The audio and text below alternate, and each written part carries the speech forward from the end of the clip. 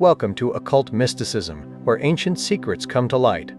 Today we unravel the mysteries of Éliphas Lévi's Mysteries of Magic, a profound journey into Kabbalistic wisdom and occult philosophy as interpreted by Arthur Edward Waite.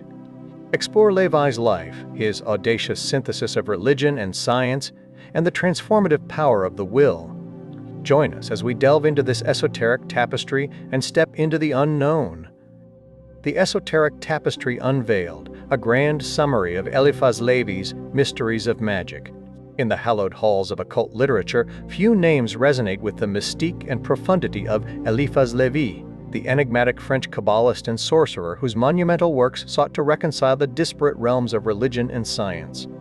Through the meticulous and insightful digest crafted by Arthur Edward Waite in Mysteries of Magic, we embark upon an intellectual odyssey, plunging into the arcane depths of Lévi's philosophy, a philosophy as audacious as it is intricate.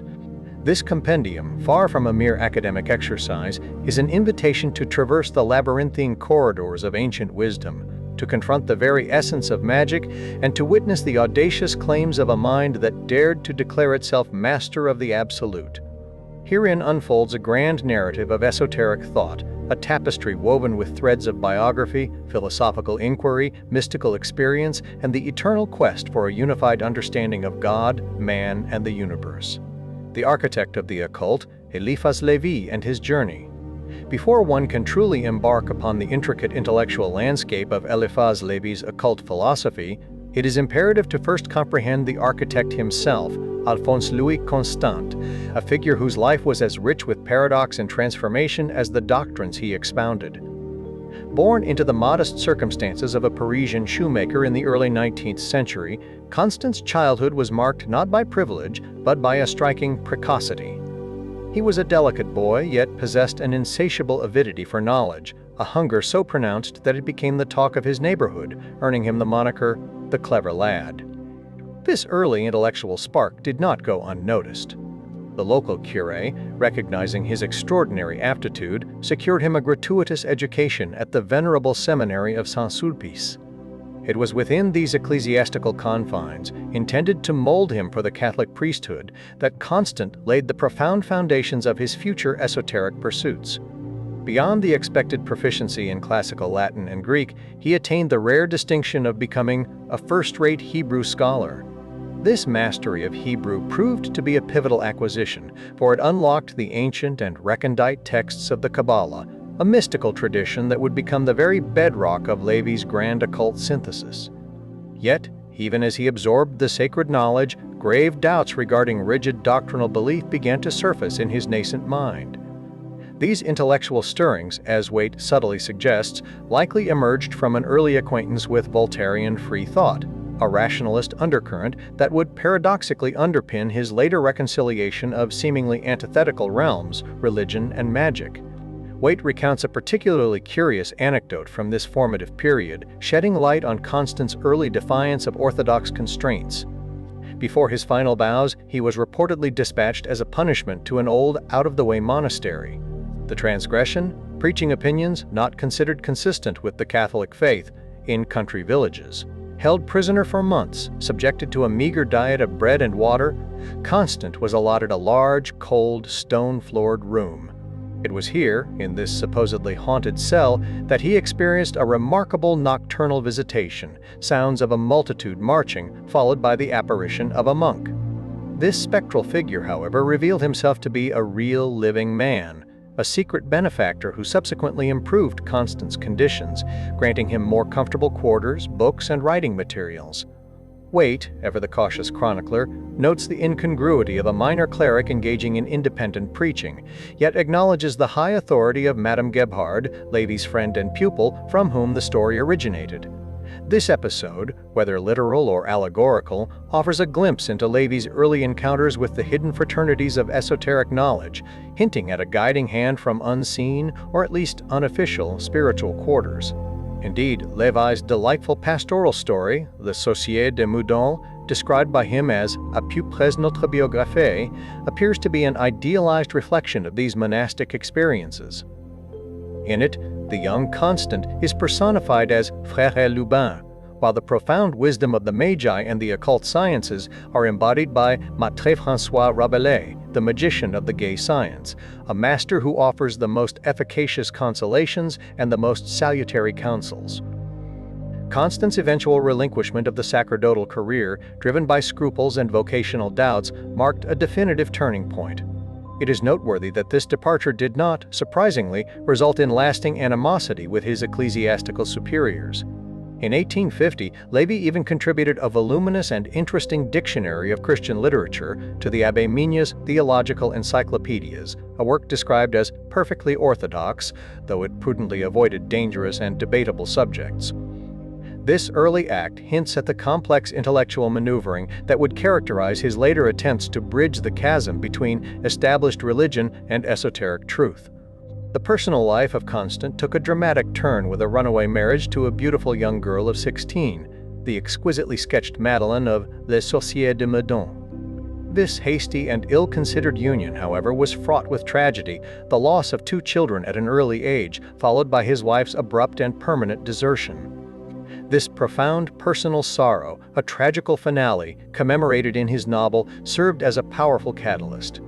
He sought solace not in worldly attachments, but in the boundless realms of books, immersing himself entirely in the occult sciences.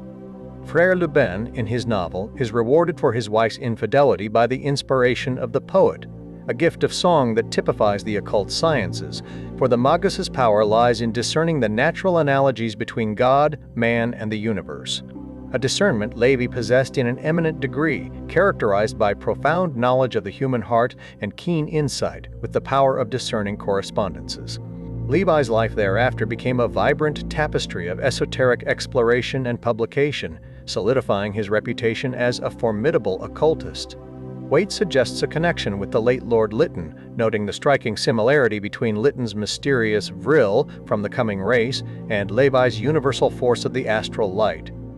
Correspondence from Lévi to Lytton discussing a universal force and its application for evoking spiritual visions and presences further substantiates this connection, underscoring Lévi's growing influence among intellectual and aristocratic circles interested in the esoteric.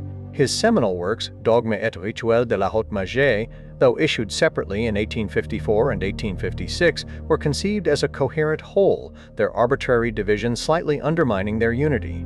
These volumes catapulted him to the foremost rank of occultists, paving the way for Histoire de la Magie, a work noted for its philosophical approach, but also for a nascent, wide divergence in the views of its author. This divergence became more pronounced in the 1861 second edition of Dogmes et Rituels, which featured a lengthy prefatory dissertation embodying his later, less consonant opinions. Other significant publications include La Clef des Grands Mystères and Sorcières de Meudon, both 1861, followed by Philosophie Occulte in 2 series, Fables et Symboles, 1862, filled with poetical apologues and occult commentaries, and La Science des Esprits, 1865. This latter work showcased Lévi's profound horror of spiritualism, perceiving mediums and spiritualists as recklessly playing with lighted matches near a barrel of powder. This stance, a reflection of an initiated thaumaturge's indignation at the general invasion of the realm of prodigies by the profanum vulgus, also stemmed from observed physical and moral deterioration accompanying the indiscriminate use of mediumistic gifts. After a decade of silence, Alphonse Louis Constant passed away in 1875, leaving behind a rich, complex, and sometimes contradictory legacy. Madame Gebhard, his revered teacher, offers a poignant portrait of Lévi, short and corpulent, with a kind, benevolent face framed by a long gray beard. His apartment, a veritable bric-a-brac shop filled with rare china, tapestry, and valuable paintings, hinted at a life dedicated to intellectual and aesthetic pursuits rather than material excess. He lived a quiet and retired life with few friends, simple habits though not vegetarian, and a remarkable memory coupled with a marvelous flow of language. Her personal testimony speaks volumes. She never did. I leave his presence without feeling that my own nature had been uplifted to nobler and better things, considering him one of the truest friends I ever had, for he taught me the highest truth which it is in the power of man or woman to grasp. Desbarol's chiromantic analysis of Lévi's hand, engraved in Mystères de la Main, reveals the profound internal tensions that shaped his life and work. It indicated irresistible attractions towards sensual gratifications followed immediately by aspirations towards ascetical life, a ceaseless struggle between worldly desires and spiritual discipline. This duality extended to his character, marked by alternating pride and most complete indifference. Ultimately, his hand bore the signs of a fatality which, through all his days, impelled him towards the secret sciences by successively depriving him of whatever could attach him to actual life and, in the end, of his most cherished affections.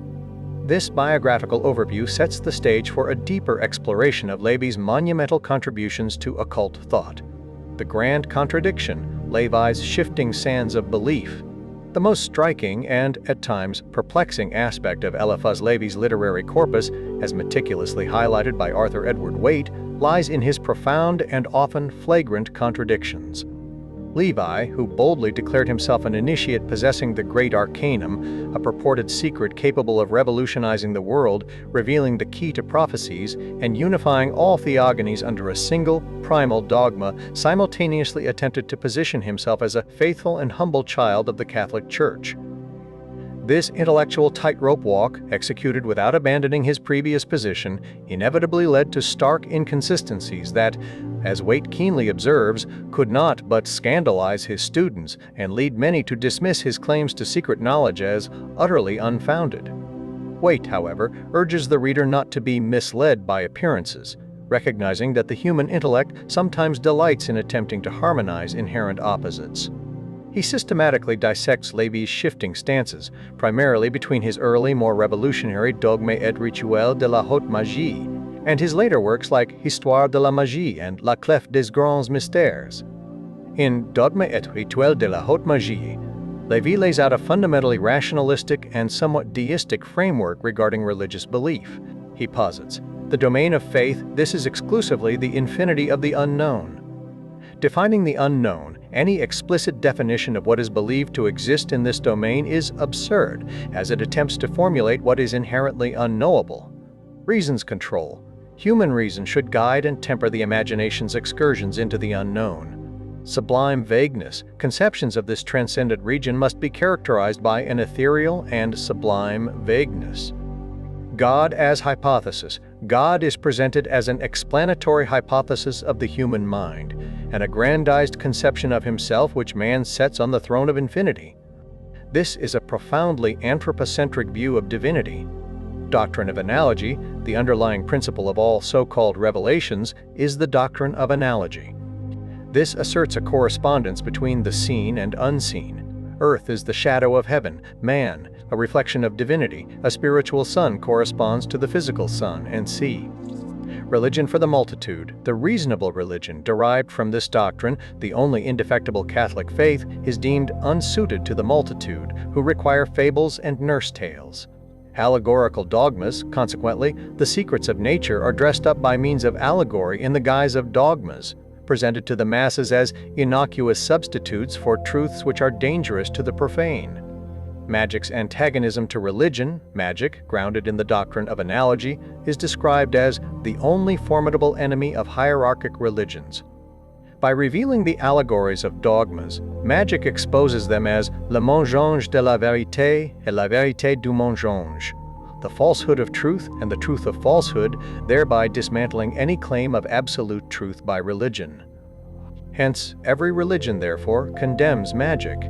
The initiate's position, the initiate, possessing knowledge of all symbolism and forms of worship, may practice or abstain from them without compromising sincerity or good faith. This initial philosophical edifice, as Waite rightly contends, delivers a death blow at exoteric theologies. It reduces all religious dogmas, regardless of their magnitude, to the level of allegorical shows that show, devoid of absolute, literal truth. The logical conclusions flowing from this philosophy are damning for traditional religious claims. No intelligence from the unseen world has ever genuinely descended to reveal its mysteries. No God has ever truly become incarnate, as God is merely a reasonable hypothesis, and man's image of God is fashioned in his own likeness. No church possesses a direct divine mission to teach or define eternal truths. An initiated thinker understanding the transfiguration of dogmas is legitimately empowered to revolutionize heaven and earth by the creation of a new dogmatic symbolism, provided the moment is opportune. Given this radical stance, Lévi's subsequent posture becomes highly problematic. He describes himself as a savant pauvre et obscur, poor and obscure scholar who has recovered Archimedes' lever but is too late to use it for personal gain or to lead another divine revolution. Therefore, he refrains from small insurrections or futile departures in sectarianism, publishing his books to create new priests and new kings for the regnum Dei of the age to come. Personally, he submits to the reigning religion, Catholicism, considering its dogmas the most perfect allegorical drapery woven around nature's secrets. This, on the surface, is perfectly intelligible as a pragmatic confirmation. However, a profound shift, almost a radical change of front, occurs in his later works. Waite meticulously exposes these fundamental discrepancies. Latin Church and Demonology in Ritual, Lévi explicitly states, the Church, in her exorcisms, has consecrated the belief in all these things, diabolical compacts, and see, and we may say that black magic and its prince of darkness are a true, living, terrible creation of Roman Catholicism. This directly implicates the Church in the actualization of diabolical entities. Yet in Histoire de la Magie, a contradictory view emerges. The Church is most reserved on the subject of Satan, and Lévi even admires this reservation. The importance of the phantom, Satan, is reattributed to the penchant of diseased imaginations and weak heads for things monstrous and horrible. Furthermore, Histoire portrays black magic not as a church creation but as the work of sectarians and dissidents.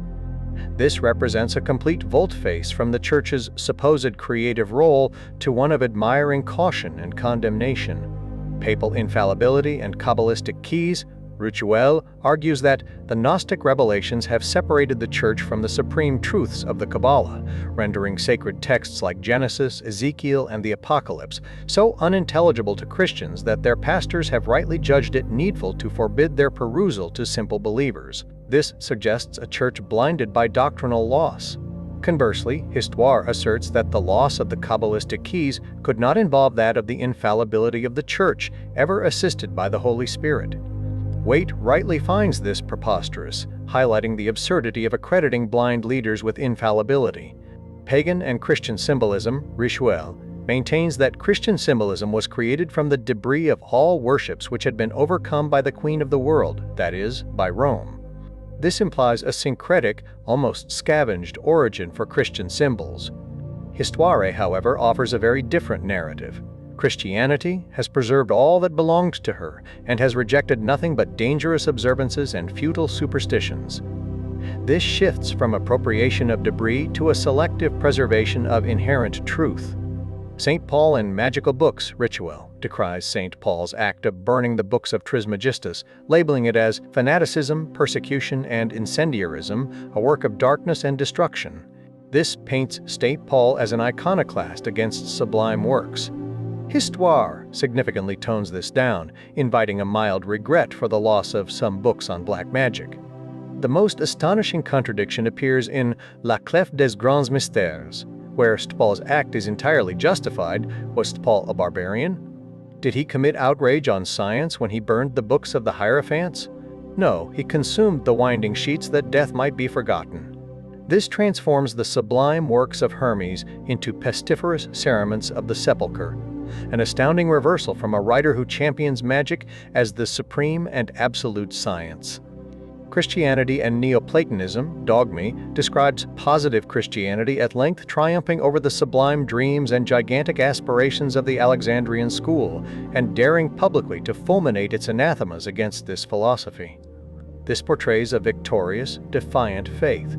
Histoire, on the other hand, states that Christianity, after 3 centuries of struggle, had assimilated all that was true and durable in the doctrines of antiquity.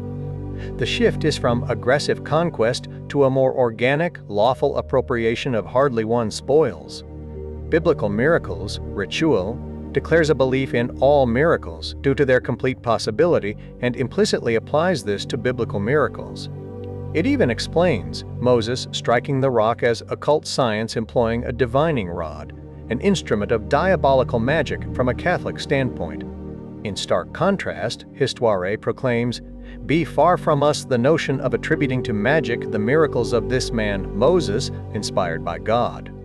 this is a direct and irretrievable contradiction. Yet, the same Histoire later states that Moses and Pharaoh's magicians used the one instrument, the great magical agent of the astral light, effectively re-explaining Moses' miracles through magic, thereby nullifying the earlier disavowal. Immortality, the most pronounced and ludicrous contradiction, concerns the immortality of the soul. Histoire, on one page, asserts that magnetism renders evident by incontestable facts the spirituality, unity, and immortality of the soul. This presents immortality as scientifically verifiable. However, on a later page within the very same book, Lévi states, "The immortality of the soul, being one of the most consoling dogmas of religion, must be reserved for the aspirations of faith, and will consequently never be proved by facts accessible to the criticism of science." Waite justly excoriates this as an obstinate determination to sit at the same time on the throne of science and the footstool of childlike faith in the decisions of the dominant sacerdotal orthodoxy. Waite concludes that this perplexing change of views was unlikely driven by personal gain or interest. Rather, he suspects it was dictated by la haute convenance, high propriety expediency, a form of pseudo-chivalry toward the Church. Levi's attempts to proclaim submission to the Church while simultaneously scattering the most audacious contradictions of Orthodox teaching throughout his works are deemed thoroughly disingenuous. He treats religious dogma as a nurse story, that is, perfectly true for the child, but implies that grown men should regard it with merely a mild and kindly interest in the folk tales of their childhood, not absolute submission. This exposes the fundamental hypocrisy of his position, as he effectively denies the very basis of orthodoxy while feigning adherence. The veneration of Kabbalistic Illuminati for the haute raison of blind leaders is presented as paradoxical and undignified. Waite firmly states that Lévi's arguments in defense of the Church are bad as well as disingenuous, stemming from false notions of expediency. He even suggests that Lévi's writings might be profoundly Machiavellian and strike at the root of the institutions which they appear to defend, a monumental mystification. Despite these sharp criticisms of Lévi's consistency, Waite acknowledges that the retractations concerning the occult sciences might be most genuine, representing a natural revulsion from the transcendental charlatanry and poetic exaggerations of the dogme et rituel. These earlier works, born of enthusiasm and ecstasy, perhaps overstated the known actualities of mysticism, leading to a later scientific realism and toning down of romantic assertions. Waite, as a student of occultism, charitably believes Lévi did not engage in willful falsification, but was carried away by his extraordinary discoveries. The core of Lévi's philosophy, power, and the astral light. Despite the swirling contradictions and shifting allegiances that characterize Éliphas Lévi's works, a coherent and audacious philosophical core emerges, one that forms the very bedrock of his magical system. At its heart lies the great Hermetic axiom, drawn from the revered yet historically ambiguous Table of Emerald: that which is above is equivalent to that which is below, and that which is below is equivalent to that which is above. This foundational principle establishes the doctrine of analogy, a universal correspondence between all planes of existence, the visible and the invisible, the earthly and the celestial, man and the divine. For Lévi, this axiom is not merely a poetic flourish, but a precise mathematical and philosophical tool, revealing that the form bears proportion to the idea, and the shadow is the measure of the body. It serves as the final word of science and the first of faith, the sole possible mediator between the finite and the infinite, and the key of all the secrets of nature. Lévi, identified by Waite as a pure rationalist, approached this ancient wisdom through a decidedly modern, even Voltairean lens. He did not accept divine revelation in the traditional sense, but rather viewed God as a hypothesis only, très probablement nécessaire, a conception of ultimate reason that human intelligence posits. Personal immortality, too, fell into the category of necessary hypothesis rather than absolute certainty. Jesus Christ's divinity, in this framework, was not a supernatural incarnation, but the apotheosis of the natural man who, through self-sacrifice and an embrace of symbolism, identifies himself with God, or rather with humanity's idealized conception of deity. This naturalistic interpretation, even when supplemented by Kabbalistic reasonings whose hypothetical nature Lévi acknowledged, could not, as Waite points out, provide the absolute religious certitude or universal science that Lévi sometimes promised. The true essence of Lévi's magical science, then, is fundamentally one of power. It is the power of an emancipated will over those who remain enslaved by their passions or prejudices, the power of a self-controlled and self-containing man over the ill-governed passions of the multitude, the power of an intelligence which is initiated into the doctrine of the transfiguration of dogmas over the innumerable children of credulity.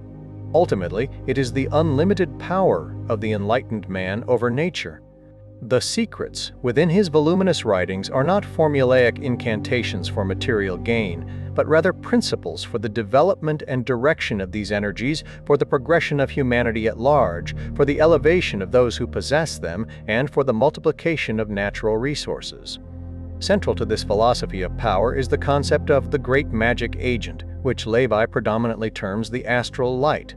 This is not merely a quaint, antiquated notion, but a working hypothesis, eminently recommending itself to reason, for reconciling science and religion by offering a natural explanation of all prodigies.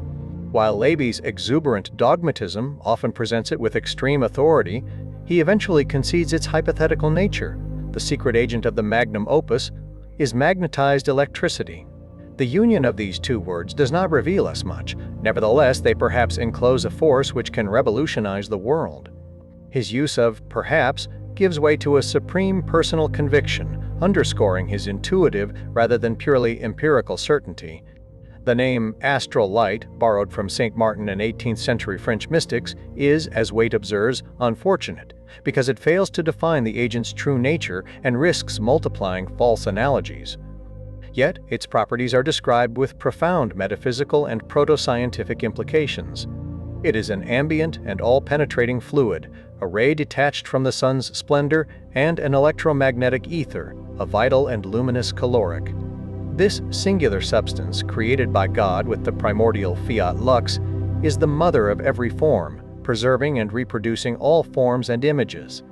It is saturated with the reflections of all objects and actions, forming a mirror of visions, which is the book of consciences, opened on the last day, a cosmic record of every thought and deed.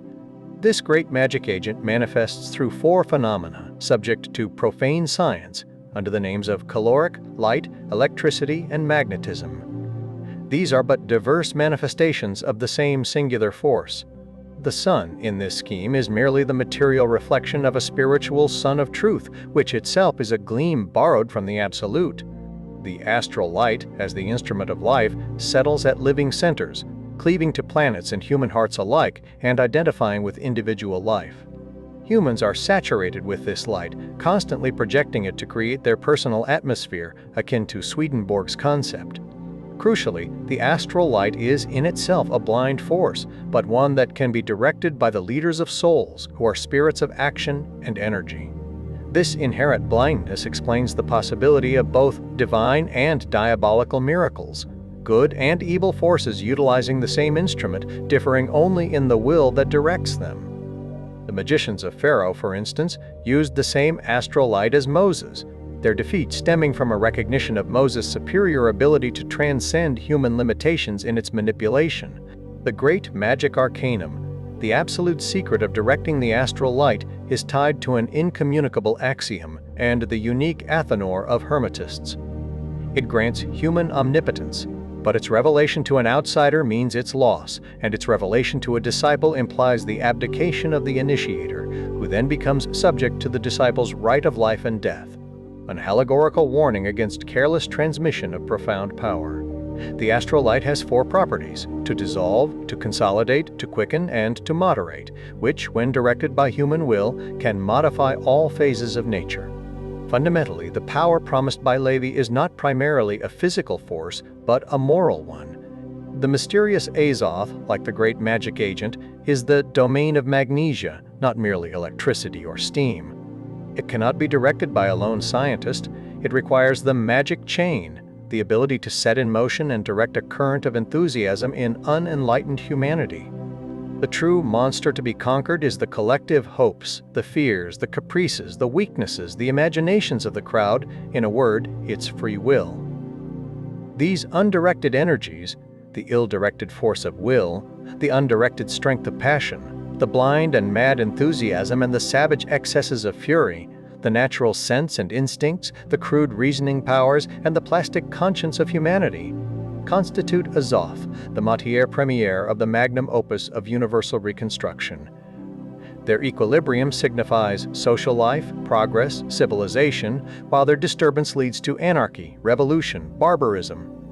The ultimate purpose of directing this force is to transmute the chaos into a cosmos of a new order, ushering in the day of Christ, an era of new civilization where the morning stars sing together.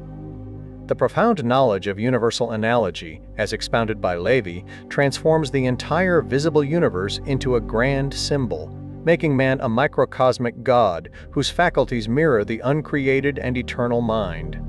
However, Waite cautions that Lévi's interpretation extends far beyond what the traditional Hermes intended, reducing direct communication with invisible worlds to a pure assumption.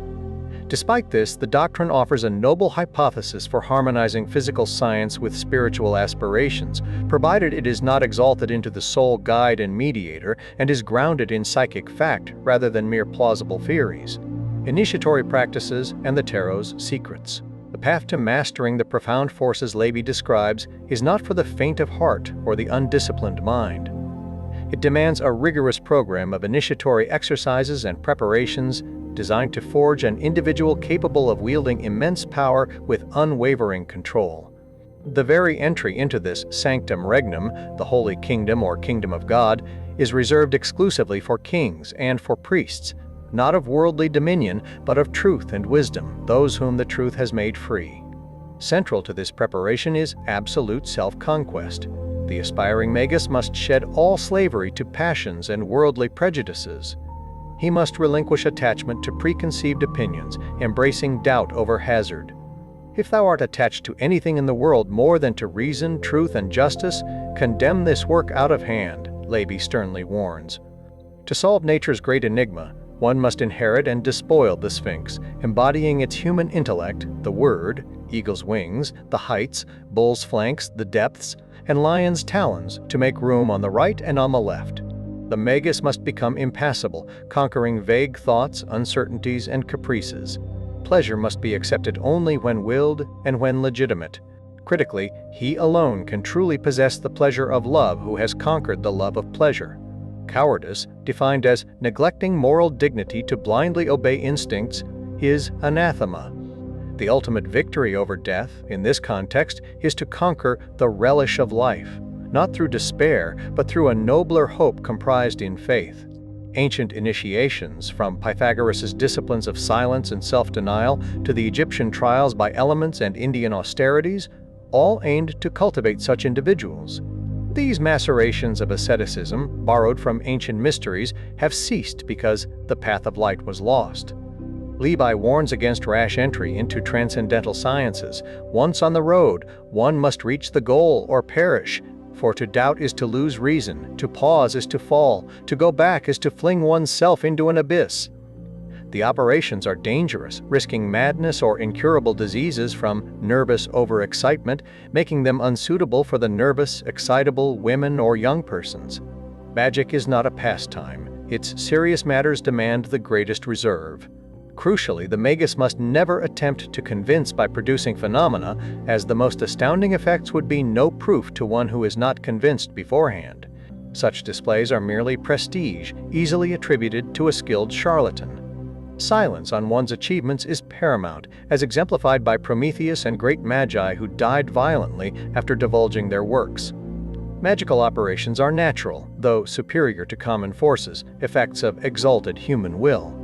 The supernatural is but the natural in an extraordinary or exalted state. To work miracles, one must transcend ordinary human conditions, either be exalted by wisdom or excited by folly.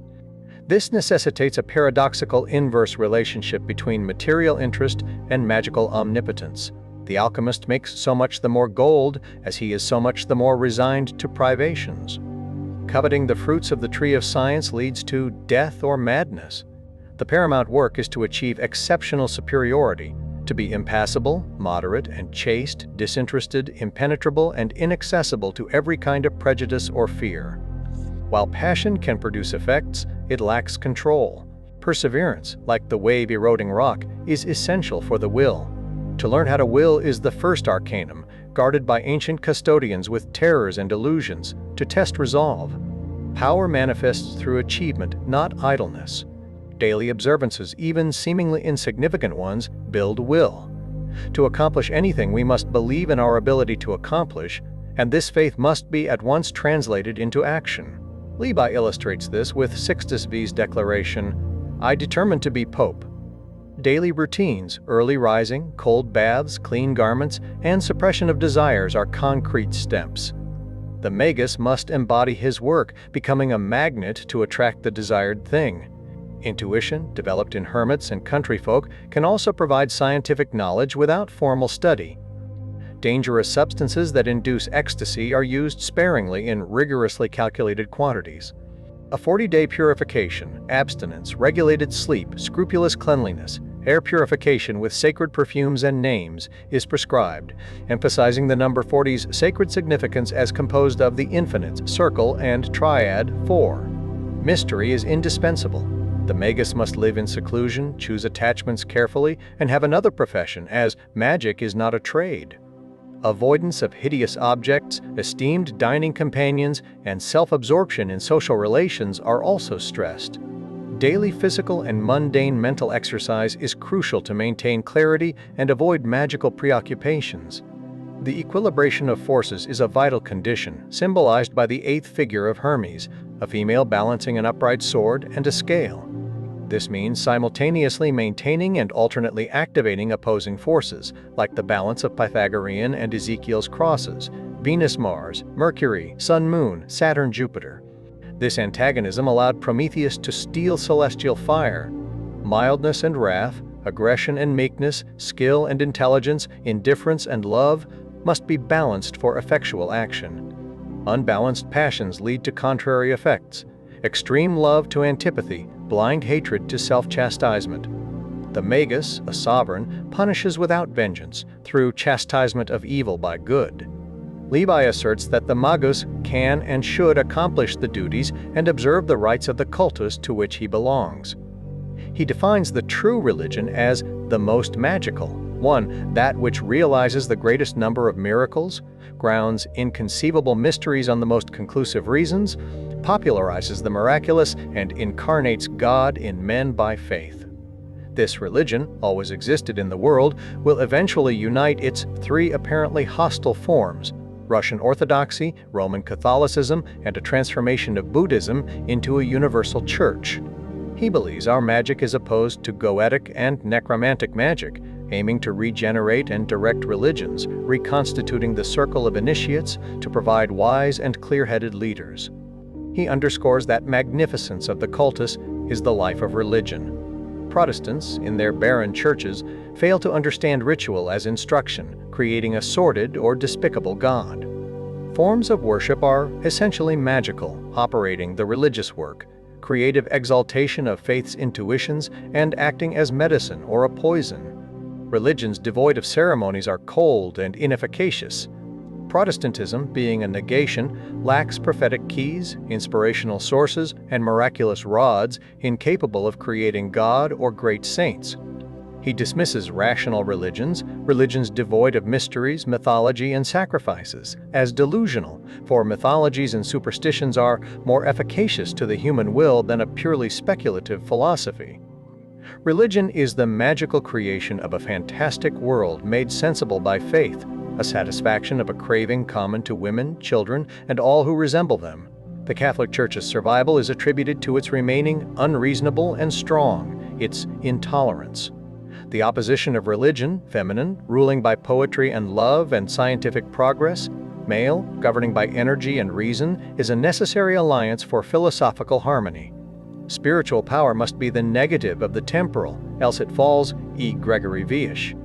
Priests must be celibate to maintain their spiritual authority, as marriage would compromise their prophetic role. Lévi paradoxically states that religion is the most human of all institutions, and philosophy is that which is truly divine. Both alone are erroneous, leading to ascetical suicide or skepticism's despair. Truth is found in their alliance. The black magic of religions deceives, enslaves, and retards progress through darkness, mystery, and blind obedience, e.g., ambitious sacerdotalism, the Jewish priests who crucified Jesus. Conversely, the sacerdotal art in all its purity, the magic of light, progressively instructs through dogmas, allegories, and mysteries, ennobling souls with hope. It's about directing blind forces, passions, for intelligence, to create omnipotence and conquer the world, the great sacerdotal dream. The divine reality of the gospel enlightens, frees wills, and makes truth accessible. But early Gnostic betrayals of mysteries led the Church to reject Gnosis and the Kabbalah, causing great obscurities, lapses, and scandals, with blind leaders who warp hearts and paralyze intellect. True adepts profess respect for the Catholic hierarchy as the sole principle of unity. Levi, revealing magic's mysteries, calls humanity to omnipotent and immortal self-creation, recognizing God creates humanity, but individuals create their moral, immortal selves. He acknowledges the Kabbalah's consolation but believes it too dangerous for new public teaching, as it becomes condemnable immediately they are divulged. His messianic mission is not a sectarian departure, but a foundation of Judaistic science and Christian doctrine, submitted to legitimate authority. He seeks to re-establish the hierarchy of intelligence and holiness, driving out hirelings and blind leaders. Temples and images are necessary, but light is for grown men, legends for children. Belief is inviolable. Persuasion, not threat, should combat absurdity. This utopia is the desire of humanity. The tarot, the Book of Hermes or of Thoth, is presented with immense, though ultimately contested, significance. Lévi initially proclaims it the keystone of the whole edifice of occultism, the inspiring instrument of all revelations, and the most perfect method of divination. He claims it is more ancient, perhaps, than that of Enoch, existing only in primitive characters on single leaves like the tablets of antiquity. He attributes to it the power to unlock the magic of the ancients, to interpret magic squares and rabbinical notary art, and to unveil the secrets of all ancient sanctuaries. Its 22 trump cards recall the 22 letters of the Hebrew alphabet. William Postel and Court de Gebelin are cited as recognizing its ancient origins and divinatory utility. However, Waite highlights Lévi's later, seemingly contradictory stance, where the tarot becomes an instrument which cannot be consulted without danger and without crime.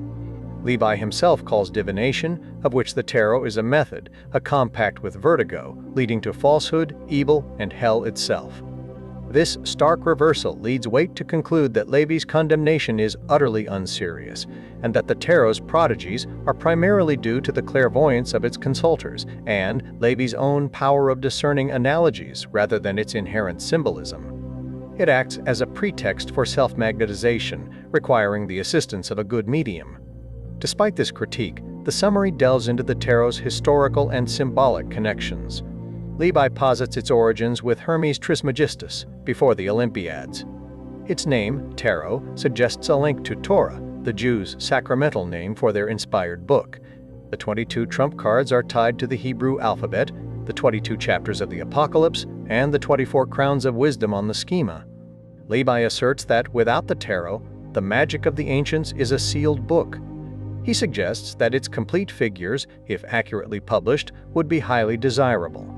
Ultimately, for Lévi, the tarot is the occult and sacred alphabet that realizes the mathematics of thoughts, spiritual essences, and the mysteries of evocation. The realm of spiritual essences, or Kabbalistic pneumatics, represents a profound inquiry into the unseen forces and intelligences that permeate the universe. Lévi boldly asserts this to be a veritable science, proceeding methodically and exactly, ascending from the known to the unknown by the way of the least questionable analogies. Its foundation rests on observed facts that reveal underlying laws upon which ever-prudent hypotheses are built. Lévi promises to unveil the depths of this science, drawing from profound Kabbalistic treatises such as Isaac Deloria's De Revolutionibus Animarum and Sefer Drushim.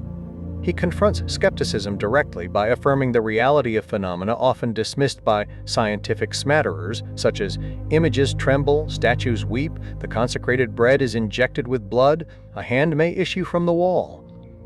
Lévi himself confesses to having experienced the most astounding and formidable visions, having seen and touched angels and demons akin to ancient thaumaturges like Maximus of Ephesus or Schraepfer of Leipzig. Yet, his conclusion from these experiences is rational. Reason directing faith and faith supporting reason are the only true lights of our souls, and that all else is but a vain exertion of the mind. He confidently declares that he is not writing conjecture but boldly affirms what he knows, having traversed the darkness of the dolorous city like Dante, returning consoled and victorious. He dismisses monstrous chimeras, satyrs, ghouls, and three-headed dragons as mere nightmares of madness, affirming that God only living, alone real, alone everywhere present, fills and leaves no void. The means of conjecturing things which are above this life are twofold: by the calculations of analogy or by the intuitions of ecstasis, in other words, by reason or by folly. The Jewish sages, choosing reason, left magnificent hypotheses in ignored books, which Lévi claims illuminate the apparent absurdity of our dogmas. Goethe's Faust, for instance, is said to have sprung from the doctrines of the Zohar. Immortality, a central tenet of spiritual inquiry, is approached by Lévi through hypothetical reasoning. Humanity, being unable to fully comprehend the superhuman, must rely on analogy. While decomposition at death seems to defy continued life, nature, which does nothing without object, does not endow beings with desires that are not to be satisfied. Thus, science must, at least, suppose the existence of things which are beyond her. Immortality is Kabbalistically proven by analogy. Death, in fact, can no more be an absolute end than birth is a real beginning. What we call death is birth into a new life. Being cannot cease to be, nor nothing cease to be nothing. Pythagoras's belief in the soul's immortality and the eternity of life, based on the succession of seasons and waking-sleeping states, is cited. Synesius's notion that the dream state proves the soul's individuality and immateriality is also mentioned. However, the immortality of the soul, being a consoling doctrine of religion, must, in Lévi's view, be reserved for the aspirations of faith and, consequently, never will be proved by facts accessible to the examination of science. This suggests a boundary that even his sagacity cannot cross, leaving ultimate destiny to belief. Waite notes the apparent contradiction within Lévi's own statements, questioning how it can be incontestable yet never proved. The astral body is fundamental to Lévi's pneumatics. It is a subtle, etherized envelope of the soul, formed from the great telesma, the single primordial substance, and astral light, functioning as a plastic mediator between the soul and the physical organism. This sidereal phantom, akin to what Paracelsus termed philosophia sagax, reproduces forms corresponding to ideas and serves as the mirror of imagination. It is nourished by the astral light. During sleep, it absorbs this light by immersion, and in waking states through a slow respiration. Overcharged with ill-digested nourishment during natural somnambulism, it can cause the will to instinctively drive it from the organs. Awaking somnambulists abruptly is dangerous, risking the mediator's sudden withdrawal and leading to death by separating the soul from the organism. Somnambulism itself is a perilous digression between the two worlds. Hallucinations and visions result from injuries or localized paralysis of this plastic mediator, where condensed images replace realities, or excessive radiation creates distorted forms, causing dreams of waking persons. Fluidic bodies interact through electric-like attraction and repulsion, explaining contagious hallucinations where a diseased person's nervous excitement influences sensitive natures, creating a circle of illusions. The fluidic body can be dissolved or coagulated by the soul's will, acting on the astral light, reacting on the nervous system to produce physical motions. It can dilate, communicate images over distances, magnetize objects, and assume forms evoked by thought, even offering a species of resistance to the touch. However, these abnormal manifestations distort the mediator, leading to permanent hallucination or madness. The astral body, subject to attractive and repulsive movements, produces the struggle of opposite tendencies and is influenced by other spirits, accounting for traditional doctrines of aiding and tempting angels. Interestingly, the astral body's sex is not invariably the same as the physical, explaining amorous eccentricities without moral justification. At death, the sidereal body disengages, attracting and preserving reflections of the past life. This is how apparitions are produced, being natural phenomena. Unity and solidarity of spirits is a profound Kabbalistic concept. God eternally creates the great Adam, the universal and perfect man, containing all spirits and souls in one. Intelligences therefore live two lives, a general, common life, and a special, individual one. Solidarity and reversibility among spirits mean they live in each other, illuminated or afflicted by one another's states. The great Adam is symbolized by the tree of life, with humanity as the trunk, races as branches, and individuals as leaves. The wicked are dry leaves and dead bark, transforming into manure for the tree's nourishment, showing how death returns always to life and evil itself serves for the renewal and nourishment of good. Thus, death has no existence, and man never departs from the universal life. The dead still survive in us, and we subsist in them. The communion of spirits between heaven and earth is a natural phenomenon, like sunlight illuminating planets. Saints and angels communicate thought without words, suggesting good actions to the living, enjoying the recompense in them. Saints suffer and toil in us, their perfect happiness dependent on humanity's overall happiness, for all are members of one body. Injuries to others are injuries to oneself.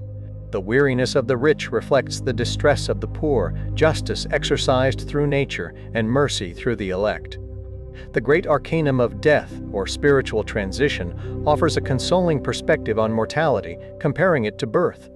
Just as the human embryo is ushered from the womb into an unknown world, stripping its conserving envelope, so death is a birth into an unknown world for the soul. The embryo's blissful, impassible chrysalid state, absorbing memories of nature, parallels the soul's pre-existence. Adolescence of the fetus, its brain mirroring the mother's imagination, informs the child's form. The painful birth into human life, shedding the placenta, the embryonic body, is analogous to death shedding the physical body as a second envelope, useless for the third life, celestial. Premature births into eternity, miscarriages due to evil passions lead to terrible dissolution, the second death. These abortions of human life become larvae, imperfect, mutilated astral forms floating in the terrestrial atmosphere, fearing spiritual light. They attach to vicious individuals, appearing as demons in black magic. These wounded souls, cortices, are trapped, burning in odic light, seeking to obsess the living. Those who neglect their minds remain benumbed and torpid, dwelling in darkness until drawn from this state by the elect. Reincarnation is denied in its traditional sense. The leaf once fallen from the branch can never be regrafted. However, Waite questions this, noting Lévi's own statement about the elect being a small proportion of a vast multitude renewed from age to age, and which will continue till the election and salvation of all, which implies successive reincarnations. The soul, ascending after death, clothes itself to descend and unclothes itself to ascend. Life is an ascensional progress. Celestial bodies solidify beneath the feet of ascending spirits, preventing descent, forming a great chaos, like Abraham's parable of Dives. While ecstasis may allow temporary aerial suspension, living under earth or water is impossible. Souls of the dead are not around us, as table-turners believe. They appear only by mirage and reflection in the common mirror of the light. They cannot interact with mortal things, bound only by elevated sentiments. The hierarchy and classification of spirits is derived from Kabbalistic tradition, categorizing spirits into 3 ranks and 9 choirs based on the Sephiroth, Keter, Chokmah, Bina, Gedula, Geburah, Tifereth, Netzah, Hod, Jesod, Malchuth. These are not persons but dignities or degrees of the holy ladder. Archangels like Michael and Gabriel are titles, not names. Each sephira has corresponding spirits: Hajoth Hakadosh, Ophanim, Aralim, Hashmalim, Seraphim, Malachim, Elohim, Beni Elohim, Cherubim, Ishchim, and their adversaries Thamiel, Chigadel, Satariel, Gamchikoth, Galab, Targaririm, Harab, Serapel, Samael, Gamaliel, Nahima, often with their chiefs, Satan, Beelzebub, Lucifuge, Astaroth, Asmodeus, Belphegor, Baal, Adramelech, Lilith, Belphegor, Baal, Adramelech, Lilith. These princes of perverse spirits are false gods that exist only in the false opinion of their worshippers, soulless idols long since annihilated. The pantheon of fashionable phantoms is the heaven of the ignorant, and the sewer of phantoms is hell, all existing only in the imagination of the crowd. Heaven for the wise is supreme reason, hell is foolishness. Evoking phantoms is linked to drunkenness, madness, and diseased nerves. King Solomon's clavicle, translated from Hebrew, provides instructions for governing spirits through understanding of this hierarchy. Fluidic phantoms and their mysteries expands upon the concept of larva, which Paracelsus associated with the vital fluid emitted in dreams or regularly by the celibates. These are aerial bodies, formed from the steam of blood, feeding on spilt blood and fear, monstrous offspring of impure nightmares, incubi and succubi. They are animated mirages, lacking individual life, merely imitating the life of their evocators. As abortions of the vital light, they are plastic mediators devoid of body and soul, born of mental excesses and physical derangements. Their cohesion is weak, fearing strong winds, large fires, and sword points. They are vaporous appendices of their parents, capable of inflicting wounds on them. The phenomenon of vampires is explained through these larvae attracting vital heat. Levi recounts extraordinary revelations and uses them to convict those who believe in the intervention of spirits of lamentable credulity. He describes an experiment with Mr. Home, the American medium, where specters did not fail to respond to the appeal, when relatives whom they pretended to have lost, but who really had never existed, were evoked. This proves that these are not true spirits, but images in the astral light. Diabolical characters and signatures produced unconsciously by mediums are simply astral vertigo, or reminiscences of nature. He cites the blood prodigies of Vintras, blood flowing from hosts, as examples of fluidic phantoms coagulating atmospheric blood, proving photography has abundantly proved that images are real modifications of light. He recounts a Japanese pilgrim story of specters duplicating themselves from atmospheric mirages and the exhaustion of pilgrims. Dr. Briere de Boismont's account of a man hallucinating an ape is also used. Cornelius Gemma's history of Moses' phantom appearing to Jews in Candia, leading to a mass drowning, is cited as a collective hallucination fueled by excitement. Human thought creates what it imagines, projecting deformity into the astral light. Elementary spirits and the ritual of their conjuration explains that material elements, air, water, earth, fire, are four polar forces of the universal magnet, expressing resistance and motion. The four philosophic elements are primarily intellectual, designated by the logos. Water is divisible substance, earth is the quotient, fire is movement, air is the matrix of fire. The symbolic tetrad of the Sphinx, man, eagle, lion, bull, corresponds to these. Created spirits, in their trials, are placed between these forces. Unemancipated spirits, slaves of the four elements, are elementary demons, sylphs, undines, gnomes, salamanders, who people those elements which correspond to their condition of servitude, manifesting as vicious and imperfect men. Their imperfect wills can be dominated by stronger ones, forming vast invisible chains that cause elementary commotions, e.g., sorcery trials. These spirits, like children, torment those who concern themselves with them without proper governance. They cause dreams, divining rod movements, and raps. They reproduce good and evil indifferently, being devoid of free will, making the magus who employs them liable to terrible responsibility. To rule these spirits, one must undergo the four trials of antique initiation, fearlessly exposing oneself to burning houses, precipices, storms, whirlpools. Having acquired this power through courage and perseverance, the magus imposes the logos of will force on the elements through consecrations of air, fire, water, and earth. Detailed exorcisms and prayers for each element, e.g., Sylphide prayer, prayer of the undines, prayer of the salamanders, prayer of the gnomes, are provided, invoking specific genii, Michael, Gabriel, Raphael, Anael, Samael, or Raphael, and using sacred names, Tetragrammaton, Pentagrammaton, Azoth. Specific directions, cardinal points, and tools, eagle's quill, aspergillus of vervain, hazelwood rod, magic awl, are crucial.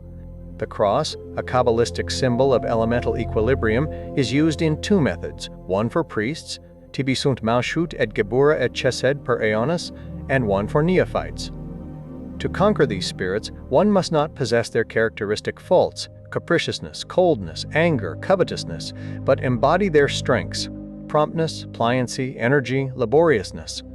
This leads to extraordinary abilities like passing through storms unharmed or walking on water, hyperbolic expressions for greater spiritual achievements, divination by elements, aeromancy, hydromancy, pyromancy, geomancy are methods for inducing second sight, seeing into the astral light through abstraction of senses or astral intoxication.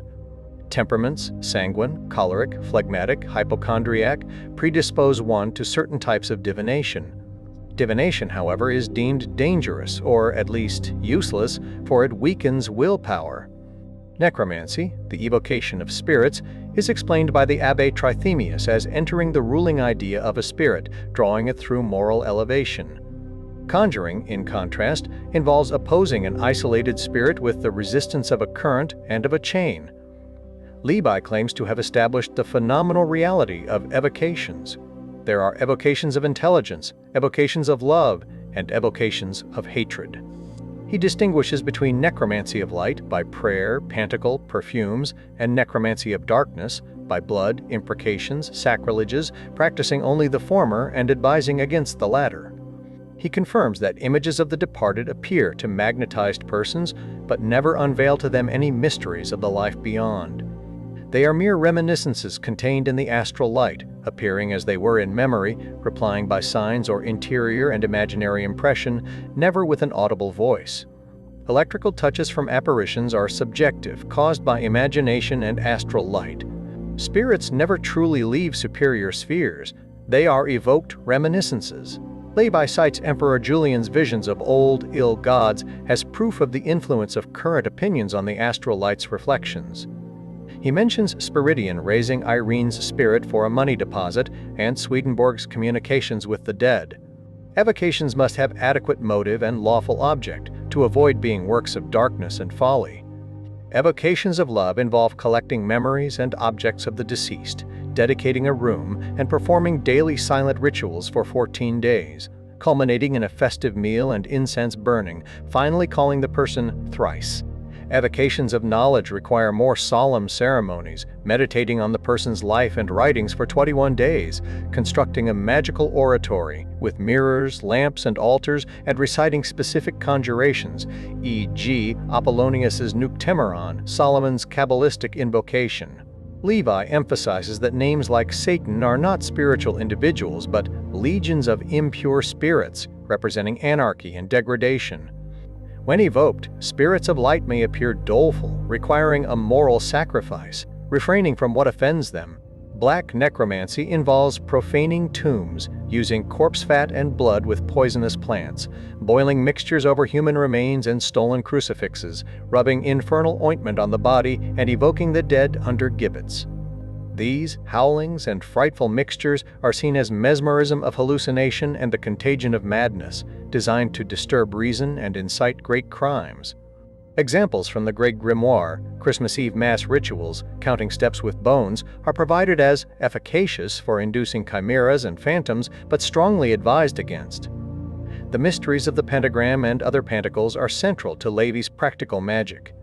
The pentagram, a 5-pointed star, is asserted to express the mind's domination over the elements, serving as the star of the Magi, the burning star of the Gnostic schools, the sign of intellectual omnipotence and autocracy. Its orientation determines its symbolism: 2 horns ascendant, Satan goat of the Sabbath, single horn ascendant, Savior. It represents the human body, with the head at the top point and 4 members in the others. Lévi claims it actually exercises an incalculable influence on souls disengaged from their material envelope, enabling the Magas to behold infinity and command legions of angels and demon hordes. Its power derives from the doctrine it resumes, striking fear and respect into spirits. It is also called the sign of the microcosm, representing the microprosopis of the Kabbalah, the key to 2 worlds. Its use, however, is dangerous without perfect understanding. It should be made of 7 metals or gold on white marble, lambskin consecrated with the 4 elements, and breathed on with specific perfumes while pronouncing the names of 5 genii: Gabriel, Raphael, Anael, Samael, or Raphael. It must be laid on the earth, turned to the cardinal points, while uttering sacred tetragrammaton letters and Aleph and Thau, Azoth. Its placement points towards evocations for spirits of light, reverse for darkness, is crucial. Luminous pentagrams on glass via electrical machine also terrify spirits. Old magicians used it on thresholds to control spirit entry and exit. The G in Freemason's burning star signifies gnosis and generation and grand architect, as the pentagram always forms an A. The inverted pentagram, 2 points up, symbolizes the goat of Mendes or infernal evocations. The Magi following the burning star to the Christ child is seen as evidence of Christianity's wholly Kabbalistic and truly magical origins. The Apocalypse's star fall from heaven, absinthe, symbolizes dogma's materialization into fanaticism. The pentagram, despite profanation, shines unclouded forever, promised as the morning star to conquerors, a solemn restitution to the star of Lucifer. It resumes all mysteries of magic, all symbols of the gnosis, all figures of occultism, all Kabbalistic keys of prophecy. Its power over spirits stems from knowledge and will over ignorance. It forces spirits to appear by reflecting their astral light images into the magus's diaphane. It can even determine a child's appearance in the womb. Solomon's seal, the 6-pointed star macrocosmos, is less powerful than the pentagram. It represents the union of 2 triangles, explained by St. John's 3, who give testimony in heaven: Father, Word, Holy Ghost, and 3 which give testimony on earth: spirit, water, blood, corresponding to Hermetic philosophy's sulfur, ether, mercury, philosophic water, and salt, dragon's blood. The abracadabra triangle is a key of the pentagram, its letters and numbers encoding Kabbalistic meanings and connecting to the Apocalypse's number of the beast. These letter-number combinations were central to Oriental philosophical symbolism and sacred teaching, forming the keys of Solomon, now misunderstood in the tarot game. Magical ceremonial and consecration of talismans are deemed necessary to employ the imagination in the education of the will. The success of operations relies on faithful observance of rites, which are not arbitrary but based on essential laws of analogical realization and the correspondence between ideas and forms. Lévi claims to have reconstructed the ceremonial of universal and primitive magic from ancient grimoires and rituals, deciphering conventional characters through Trithemius's polygraphy. He dismisses most printed grimoires like Petit Albert as disgraceful speculations, except for those with some Paracelsian calculations or talismanic figures. The claviculae of Solomon are numerous, some printed, others manuscript, like the one at the Bibliotheca Imperiale. Paracelsus is presented as a paramount authority who, while concealing the power of ceremonial, practiced a sequence of miracles, epitomizing the science of characters in the macrocosmic and microcosmic stars. The triad and tetrad are crucial, their union, 7, representing universal synthesis, and the 7 great archangels, Michael, Gabriel, Raphael, Anael, Samael, Zadkiel, Orifiel, governing the 7 planets and days of the week. These planets are symbolic, stars of the human mind. The spiritual sky, unlike the physical, is unchanging, making astrology, the keyboard of our affections, more invariable than astronomy. Talismans, metal stone pieces with pentacles characters, are used to magnetically connect the will to these planetary influences, with specific metals, animals, plants, and perfumes serving as auxiliaries. The 7 sacraments are also analogous to the great septenary. Magical works are also 7, corresponding to the planets, e.g., light and wealth to the sun, divination to the moon. Physiognomy is explained by the analogy of the human face-body to planetary influences. Detailed instructions are given for the magus's vestments, altar setup, and perfumes for each day of the week, aligning with planetary attributions, e.g., Sunday, purple robe, gold tiara, laurel, heliotrope, cinnamon, ruby; Tuesday, flame-colored robe, steel, absinthe, amethyst. Pentacles, synthetic characters of magical dogma, and talismans are consecrated on these days with exorcised elements and conjurations. The pentagram and Solomon's seal are engraved on talismans. Talismans must be carefully wrapped and protected from impure looks and touches. Deformed persons, menstruous women, paid priests, cowards, depraved men, impious, virgins, children, depending on the planet to preserve their virtue. Crosses of honor are veritable talismans. Napoleon's belief in his star, the pentagram, is cited as an example of intuitive magic. Indulgenced objects, beads, Agnus Dei, are real talismans. Consecration involves sprinkling with magic water, smoke from perfumes, and breathing on them. Conjurations of the seven are performed by alternately throwing pastilles of 7 perfumes and invoking specific archangels to banish demons. The chief magic instruments are the rod, sword, lamp, cup, altar, and tripod, each with specific materials, construction, and consecration rituals. The rod, a hazel almond beam with a magnetized iron needle, is the most secret, transmitted through a magical priesthood. The sword, of steel with a copper cross handle, is consecrated on Sunday under Michael. The lamp, of 4 metals with 9 wicks, uses globes with planetary genii and colored water to create shapes of terrible reality, transforming the cabinet into a hall of visible souls through perfume, intoxication, and invocation. Black magic is addressed directly as the domain of black magic, aiming to assail the darksome deity of the Sabbath, identified as the formidable goat of Mendes Baphomet. Lévi controversially asserts that all initiates of the occult sciences, I speak of the inferior initiates and the betrayers of the great arcanum, have adored, do, and will always adore that which is signified by the frightful figure of the Sabbatic goat.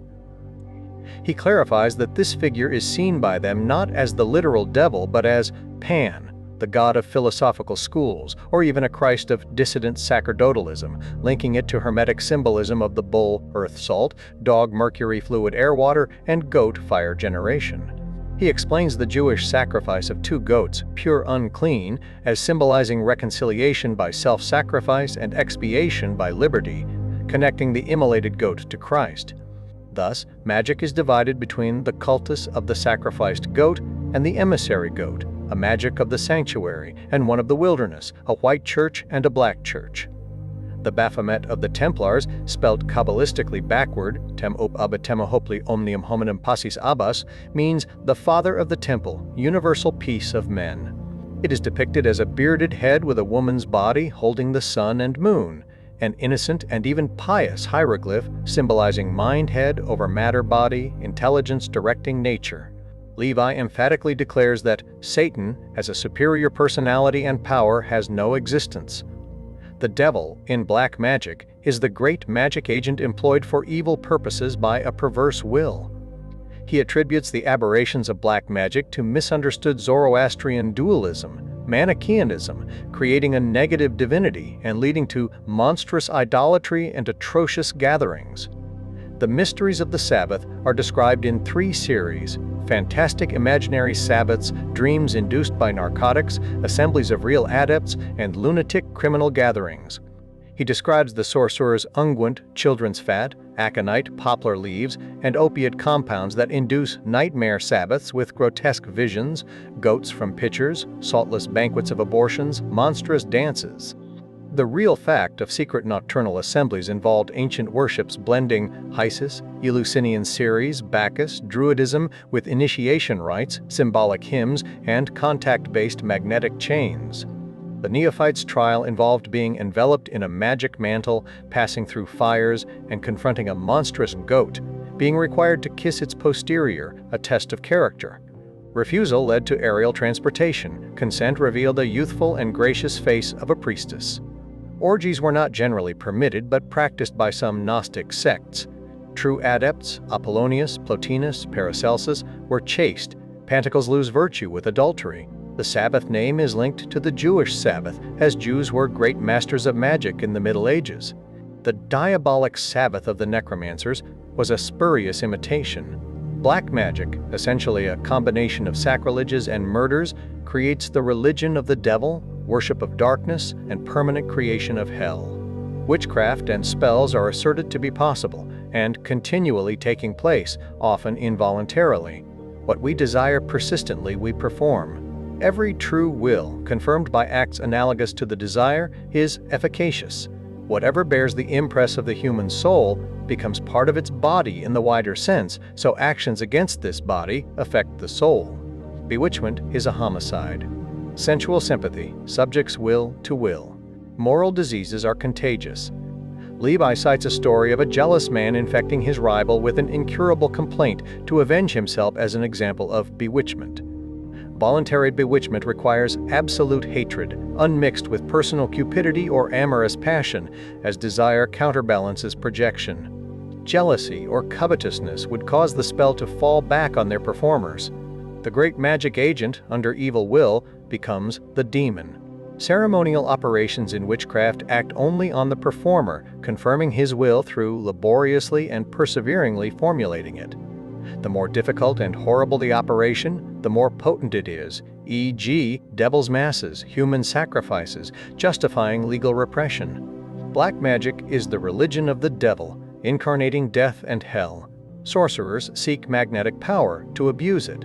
The true magus, through simple reprobation or even pardon, can cast spells. The Wandering Jew legend is seen as a popular version of this arcanum, where a nation that persecuted a wise man is condemned to wander. Magi condemn like skillful physicians. Infamous bewitchment procedures include taking a person's hair garments, magnetizing an animal, symbolizing the person with them, slaying the animal, wrapping its palpitating heart in the magnetized objects, and piercing it hourly with nails while pronouncing maledictions. Another involves consecrating nails with fetid fumigations of Saturn and pricking the victim's footsteps. Most abominably, a toad is baptized with the victim's name, fed a consecrated host with execrations, wrapped in magnetized objects, bound with the victim's hair, spat on, and buried near their path. Its elementary spirit becomes a nightmare vampire. Waxen images, mixed with baptismal oil and burnt host ashes, are tortured to torment the target. The evil eye, Jeffiatura, is also a form of bewitchment. The mechanism of witchcraft is that we are subjected to the will of others by the analogies of our attractions, and above all by our failings. Two natures with analogical defects lead to obsession of one mind by the other. Louis Chii's subservience to Richelieu is an example. Dominant weaknesses, vanity, idleness, egotism are umbilical cords for enemies to seize. Victims become deranged, with an instinctive horror of everything that may restore reason. The remedy, madness for the cure of madness, finding imaginary satisfactions in a contrary order, e.g., curing ambition with heavenly glories, debauchery with innocent affection. Moral disorder underpins physical evil. A threat acting on imagination is a spell, e.g., hell's menace creating nightmares. Counteracting witchcraft involves being reasonable and just, acknowledging wrongdoings, uniting with currents of opposite virtue, purifying garments. Paracelsus's sympathetic remedies applying to representations are cited as effective against bewitchment, demonstrating his prior discovery of magnetism. Witchcraft is also cured by substitution, rupturing, diverting the astral current, e.g., demons entering swine. Antipathy warns of bewitchment. Eyes and hands are sensitive to magnetic projection. Certain animals, toad, basilisk, pard, when tamed, break astral currents. Not fearing bewitchment is key, fear attracts. Tobacco is a dangerous auxiliary of stupefying philtres. Mystical exaltations of misdirected devotion are the most terrible of all philtres. Hysteria in women is linked to soft, hypocritical education. Poisoning deadly science involves creating unwholesome food, poisoned walls air, or distilling deadly essences. Upas, manioc. Porta's recipe for Borgia poison, toad with aspi vipers, fed poisonous fungi, tortured, evaporated, is given as an example of hideous and blackest magical complexion. The sorcerer, often a human toad, swollen with spite, poisons others, inspiring terror, confirming his compact with the evil spirit. Protection, forbidding imagination's overexcitement, believing in supreme wisdom, loving good, and allowing one's natural light to repel wickedness. Prussic acid is linked to mental poisoning by almonds. Weak minds are susceptible to moral slaveries. The great practical secrets, realizations of magical science. The ultimate pursuit of Lévi's transcendent sciences of the Kabbalah and of magic is to impart exceptional, true, efficient, practical power.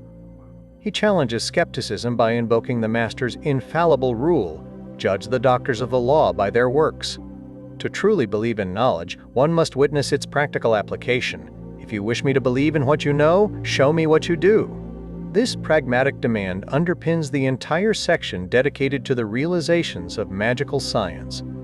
The audacious program of magic involves nothing less than creating God, to accomplish our own creation, to make ourselves independent, impassible, and immortal.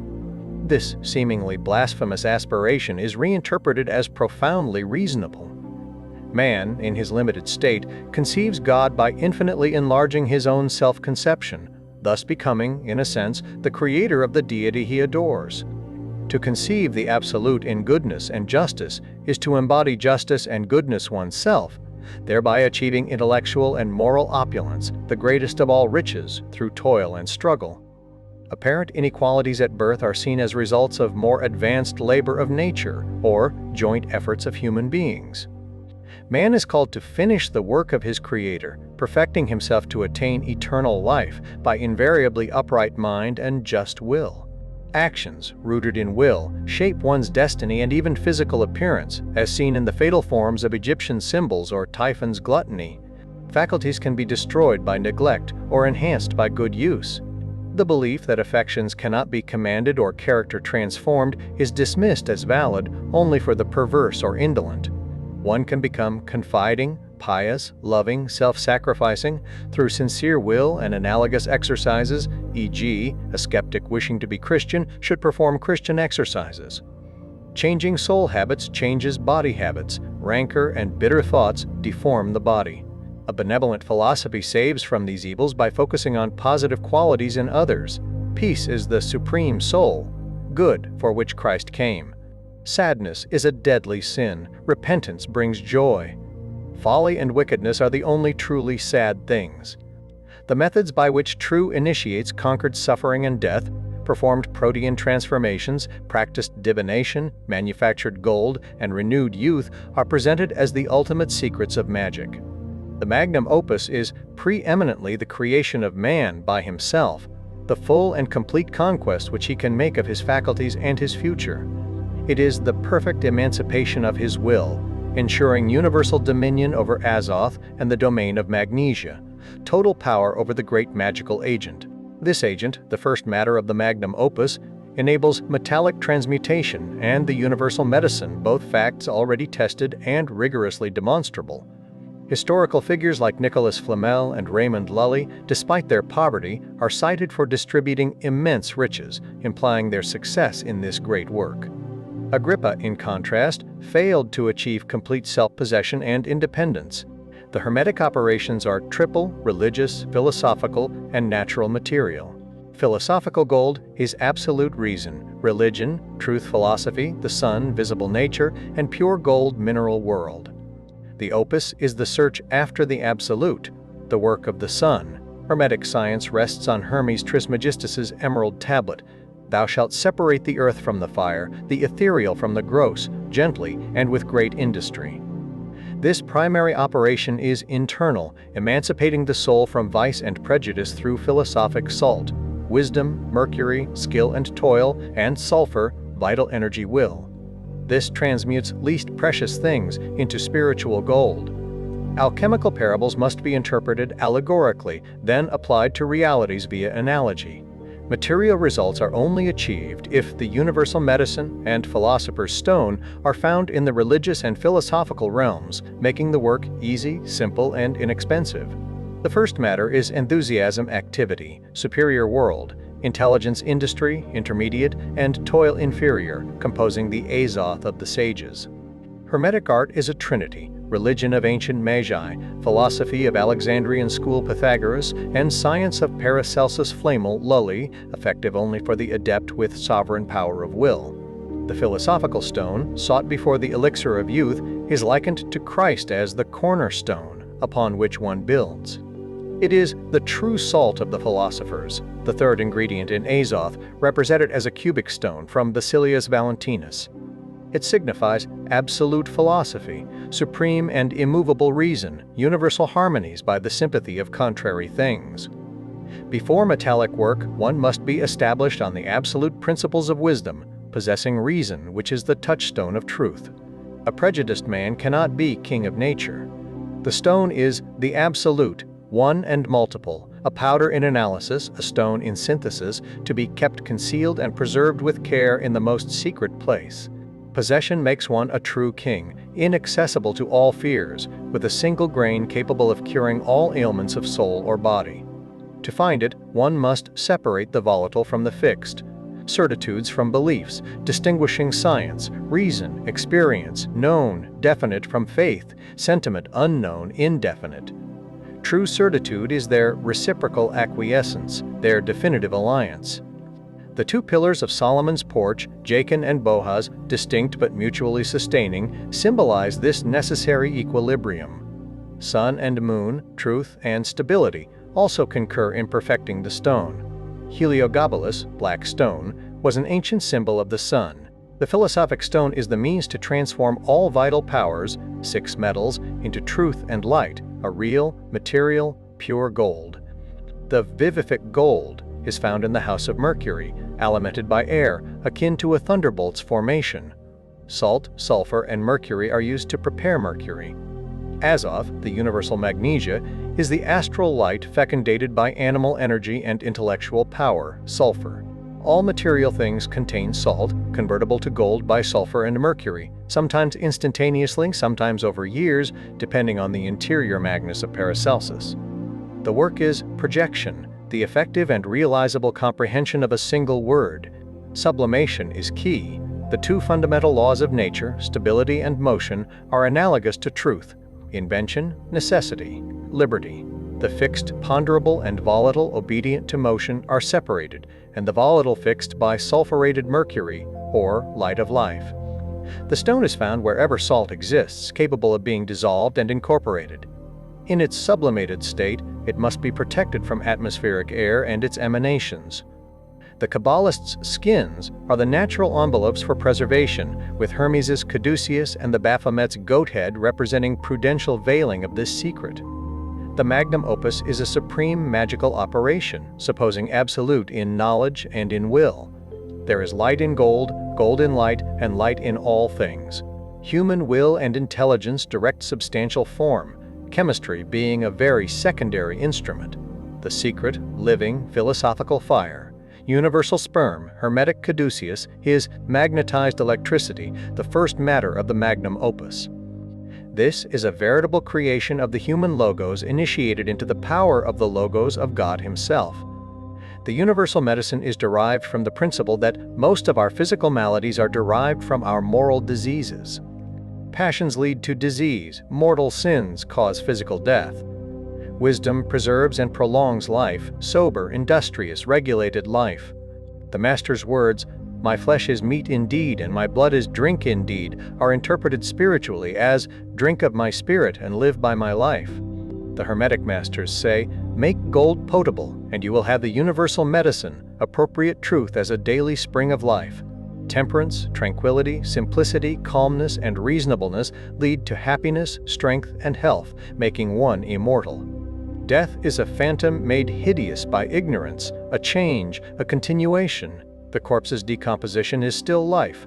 Mind and love cannot cease if matter never perishes. Life is a constant change. Embalming is a superstition against nature. Death is gradual. The spirit can be recalled if essential organs are intact. Resurrection is possible, even common, often mistaken for lethargy, etherization, stupor. Great men are never buried alive. The body is a temporary garment. The soul can reassume it if not worn out. Few dead consent to return, making resurrection difficult. To resuscitate, one must intensely magnetize the deceased, feet to feet, mouth to mouth, willing the soul back with affection and persuasion that life is still necessary and happy days await. Taking the person's hand and raising them quickly, calling them loudly, can work, especially with sympathetic speech and faith. Occult therapeutics use words and insufflations, breathing to transfer virtue to water, oil, wine, camphor, salt. Homeopathic water is magnetized and enchanted. Charlatanism works by inspiring confidence. Insufflation is a perfect sign of life transfer. Warm breathing is attractive positive, cold is repulsive, negative, to be alternated according to polarity. Magnetic passes are signs that direct the mesmerist's will, projecting vital fluid. Pulverized coal absorbs astral light, explaining magic mirrors. Dupotet's claim of killing with magnetic fluid is extended. The human will can control the entire astral light, even electricity and thunder. To acquire this, one must be pure, wrestle with phantoms, hear the light speak. Without purity, one is burned by the fire kindled. Mesmer's glory was recovering this universal agent without occult knowledge, his aphorisms, a future basis for physical synthesis. Renewed youth is achieved by preventing the soul from aging, preserving its primeval freshness of sentiments and thoughts, called illusions by the corrupt world, but primitive reflections of eternal truth by Lévi. Believing in earthly bliss, friendship, love, and a maternal providence keeps one young, as infancy is the age of faith. The blasés and disillusioned are those who have not known happiness. Supreme magic directs towards holiness, where to be happy even in this world we must be holy. To recover faith and taste for virtue, one must practice the 4 maxims of science: to know, to dare, to will, and to keep silent.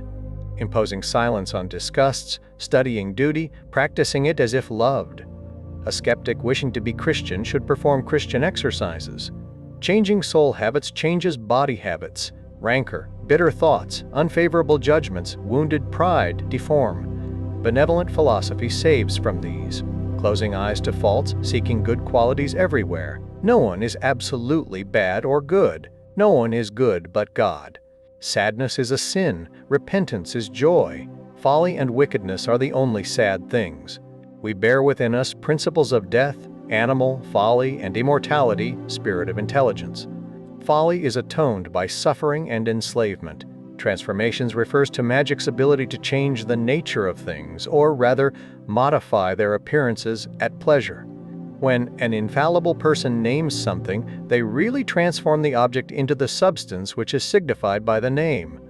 The Christian sacrifice, hoc est corpus meum, is cited as the masterpiece of speech and of faith, operating the most complete, invisible, incredible, and clearly stated of all transformations. Through the tetragrammaton principle, it is what it will be. The stronger word, transubstantiation, was coined for this miracle. Hebrew, Jod-hi vohi, Elohim ararita, agla, and Latin, est, sit, asta fiat, words hold this virtue when pronounced with full comprehension. The legend of Saint Elizabeth of Hungary turning loaves into roses is a graceful magical apologue showing the logos of wisdom determines form or substance. Mesmerists can alter water's taste in somnambulists' imaginations. A magus could mesmerize a whole assembly to see similar illusions. Fascination of love truly transforms, transfiguring the world into bliss, or, when dispelled, into hell, due to its passionate, fatal nature. Metempsychosis is given a perfectly true side. Animal forms imprint sympathetically on the astral body, reflecting on features. Men can be transformed into animals, e.g., Circe's swine, and animals into men through willpower, observation, imitation, and imagination. Invisibility ring of Gyges is achieved not by opaque mediums, but by fascinating eyes or paralyzing attention. Saint Alphonsus de Liguori's bilocation and Francis Xavier's simultaneous presence are cited as miracles of this kind. Lycanthropy is explained as the sidereal body of a man manifesting as a wolf due to savage instincts, with blows on the phantom affecting the sleeper through odic and sympathetic congestion of the astral light. The imagination influences gestation. The fatal ascendancy of one person over another is the true rod of Circe. Human faces resemble animals, representing specialized instincts. To govern sheep, the dog evokes the fear of the wolf. To act on someone magnetically, one must polarize one's own animal light in equilibrated antagonism with an opposite pole, concentrating absorbing specialities to direct radiations. Dreams reveal sidereal body interactions. Love fashions sidereal bodies to each other's image, man's becoming like woman's, vice versa. The Kabbalistic saying about Adam's rib in Eve and Eve's flesh in Adam explains this profound union. Transformations require destruction of old forms, e.g., killing a hawk to turn it into a dove, then boiling it. Jesuit spiritual exercises are seen as a rational and voluntary vision, a veritable creation of intelligence and faith, where disciples are taught to voluntarily hallucinate hell or heaven, creating a powerful magnetic chain of wills. Divination is presented as one of the chief privileges of the initiate, synonymous with divinity. To diviner is to exercise divinity. The French word diviner contains the letters of Dieu, God, plus N, representing the great arcanum symbolized by the juggler in the tarot. Understanding the numerical and grammatical value of N, Aleph, and combining it with the letters of Devon reveals the occult name of the arcanum, making the diviner divine. Prophecies perceiving future effects in causes and miracles acting on the universal agent are signs of human divinity. Divination is intuition, its key, the dogma of analogies. Dreams are interpreted through astral light reflections. Somnambulism, presentiments, and second sight are accidental or habitual disposition to dream in a voluntary or waking sleep. Perceiving analogical reflections in the astral light, the great book of divination. Instinctive seers, children, ignorant persons, shepherds, idiots are often more gifted than scholars. Divinatory instruments, mirrors, cards, are means of self-magnetization and focusing inner light, creating fatidic forms in the operator's translucid imagination. Vision in water, crystallomancy, dazzles the optic nerve, transferring its function to the translucid. Geomancy and cartomancy use symbol and number combinations. Interest and confidence enhance vision. The tarot is hailed as the most astonishing oracle due to the analogical precision of its numbers and figures, providing science and truth in its combinations. It is a miraculous and unique book, a trustworthy divination instrument always providing correct information, revealing hidden things, and giving sage advice. Ceremonies, conjurations of the four, Solomon's Prayer, Magic Sword, and invoking the genius of the day hour with special perfumes enhance divination. Magnetic rapport with consultants is established by discerning their sympathetic antipathic animals, favorite flowers, and colors, which are analogically classified with the 7 Kabbalistic genii. Physiognomy and chiromancy provide invaluable indices. Dreams are certain revelations from the patriarchs. Temperament, revealed by dreams, influences destiny. Astrology, though misunderstood today, is seen as deriving from ancient Magian wisdom. It relies on the universal harmony of nature and the necessary connection between all effects and all causes. The daily heavens reflect in the astral light, influencing conception, gestation, and birth, transmitting atmospheric impressions and various influences to the newborn's temperament. Every pebble, every star is significant. True astrological adepts calculate birth moments, stellar influences, life conditions, and human liberty enterprise. It is a scientific and magical calculus of probabilities. Kabbalistic astrology is distinct from judicial astrology. Human life parallels cosmic development, infancy, sun, childhood, moon, youth, Mars, Venus, puberty, Mercury, maturity, Jupiter, old age, Saturn. Trithemius's prophetic clavicula of 7 spirits predicts future events and national destinies. Astrology is older than astronomy. Observations and experiments led ancient sages to their conclusions. Paracelsus, the last of the great practical astrologers, healed with talismans formed under astral influences, recognizing the mark of their ruling star on all bodies. The true natural science of Solomon involves recognizing star signs on men, animals, plants, and minerals. Reading the writing of the stars requires acquaintance with Kabbalistic planispheres, gaffarels, with constellations forming Hebrew characters, tarot figures. The celestial book may have modeled Enoch's. Star impressions on the astral light are reproduced on bodies. Physiognomy lines on face forehead and chiromancy lines on hand discern these writings of the stars, determined by nervous contractions analogous to stellar chains. Phrenology finds its final message in purified astrology. Ptolemy's notions, sun desiccates, moon moistens, are connected to Kabbalistic ideas, sun, justice, moon, mercy. The Sohar's magic serpent, son of the sun, devoured by the sea, daughter of the moon, symbolizes the defeat of blind force by mercy. Cardan's astrological calculation predicting yearly fortune from events, 4, 8, 12, 19, 30 years prior, is a means of forecasting fate. Comets are stars of exceptional heroes. Planets preside over collective existences. Fixed stars attract individuals. Dying, one's interior light follows its star to other universes, where the soul creates a new envelope. Hellfire is the dead light of the astral, a torture until the soul enters a fleshly envelope and struggles against blind instincts to gain moral liberty. This reveals how Dupois was mistaken in believing religions to be issued from astronomy only. The magic characters, zodiacal constellations representing good-evil genii, are used by astrologers. Levi provides a table of these characters and corresponding genii, Sata Aran Sarakiel for Aries, etc. The moon's phases are crucial for magical works. The 29 days of the moon are characterized by specific tarot keys and planetary signs linking birth dates to destinies and types of days, e.g. Day 1, Juggler, Mental Enterprises, Day 13, Death, Unlucky, Day 29, Fool, Failure. Onomancy divination by names involves cutting a name into a black card, looking through it at cardinal points, counting stars, converting letters to numbers, and interpreting the results through the celestial planisphere and genii, allowing prediction of influences in different life stages. The fate of empires, Greece, Jerusalem, Persia, Alexandria, Ottoman, was predicted through onomantic astrology, associating words, numbers, and stellar configurations. Magnetic intuitions are vital for these calculations. The epilogue, a synthesis of vision and hope. The epilogue of Mysteries of Magic transcends the detailed expositions of occult science, offering a profound philosophical synthesis through a series of allegorical visions.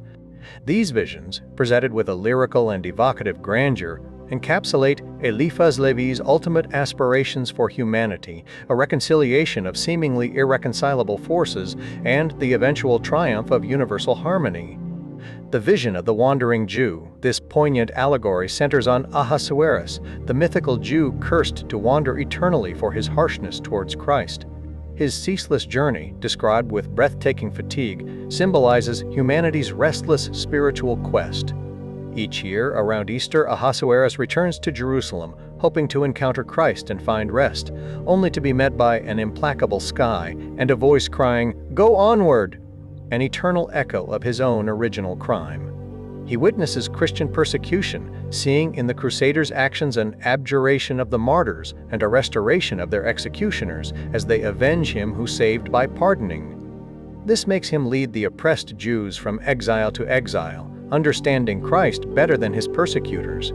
In a dream, as he rests on the empty papal chair in the deserted Vatican, a subtle commentary on the decline of temporal spiritual power, Ahasuerus envisions a revitalized Jerusalem, clothed in primeval fertility, where a vast altar on Mount Moriah hosts deputations from every nation. A gigantic golden candlestick and a golden monstrance displaying the divine host of the sacrifice of love, symbolizing divine and human unity, stand at its center.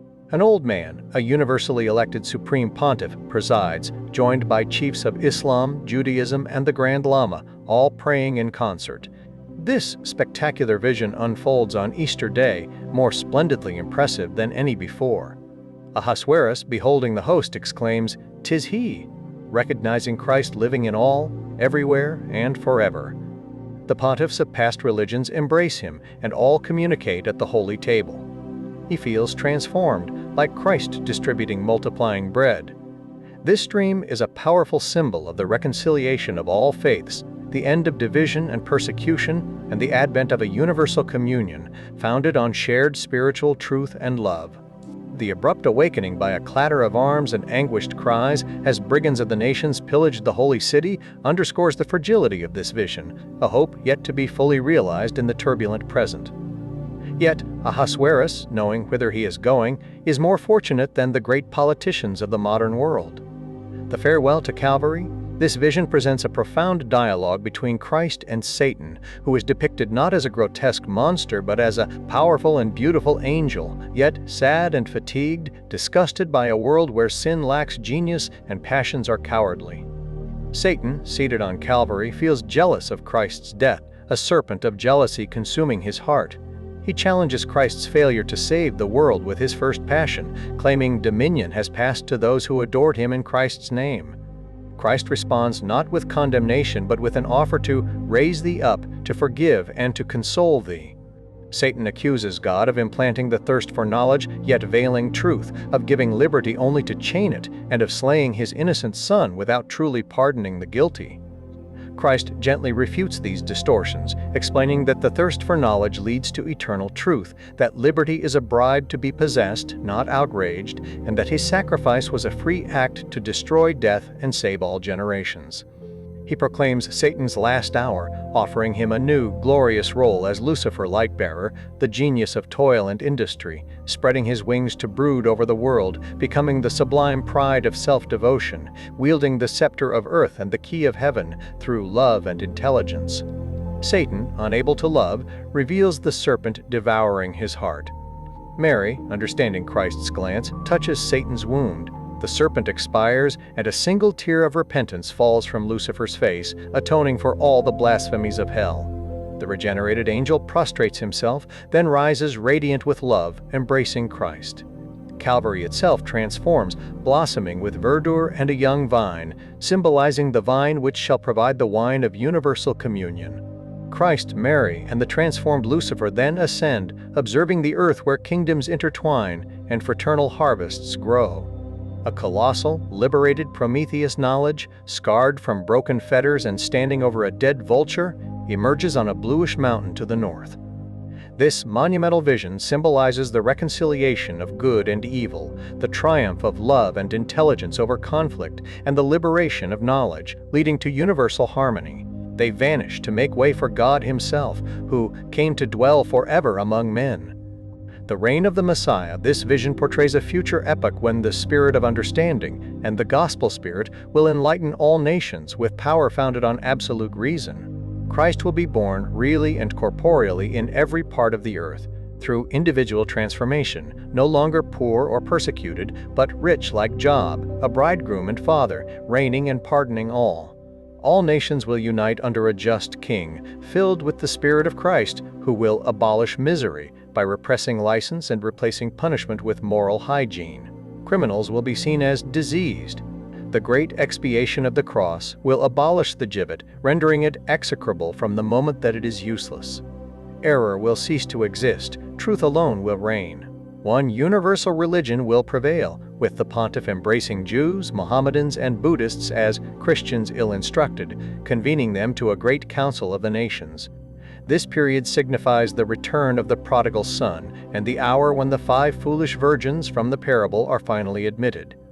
Levi, referencing Gnostic interpretations, suggests that saints in heaven are willing to descend into hell to deliver souls, even if it means taking their place, for a heaven poised over hell or an eternal feast above eternal torment is inconceivable. This vision ultimately affirms universal love, reciprocity, restoration, and the eventual abolition of hell. The final vision, this culminates the epilogue, depicting a realm above material forms and the terrestrial atmosphere, where souls break free. It is an ethereal realm of beauty and poetry, populated by creatures of marvelous beauty, spiritual world. Here, great poets and prophets perceive humanity's destinies through harmony. Images exist, and analogies reign. Aeschylus beheld Prometheus's torments, Moses heard Jehovah, and John the Eagle of Patmos saw the Christian church bringing forth the man of the future. God appears, veiled in light, holding the everlasting gospel, as plagues transform the world for the new Jerusalem to descend, built in God's conception and realized on earth when men understand it. Christ, after traversing earth, ascends to this realm, revealing the great army of martyrs, victims of human despotism who died for liberty. These white-robed souls, having cried for justice, are finally offered revenge on their persecutors, the keys of heaven and hell, and power over their oppressors' souls. A cry of triumph resounds as martyrs open hell's gates, stretching hands to their murderers, and heaven enlarges its boundaries. The Virgin weeps with joy at her reunited children. A new sun rises, night recedes, and the wandering Jew finds rest, his pardon granted.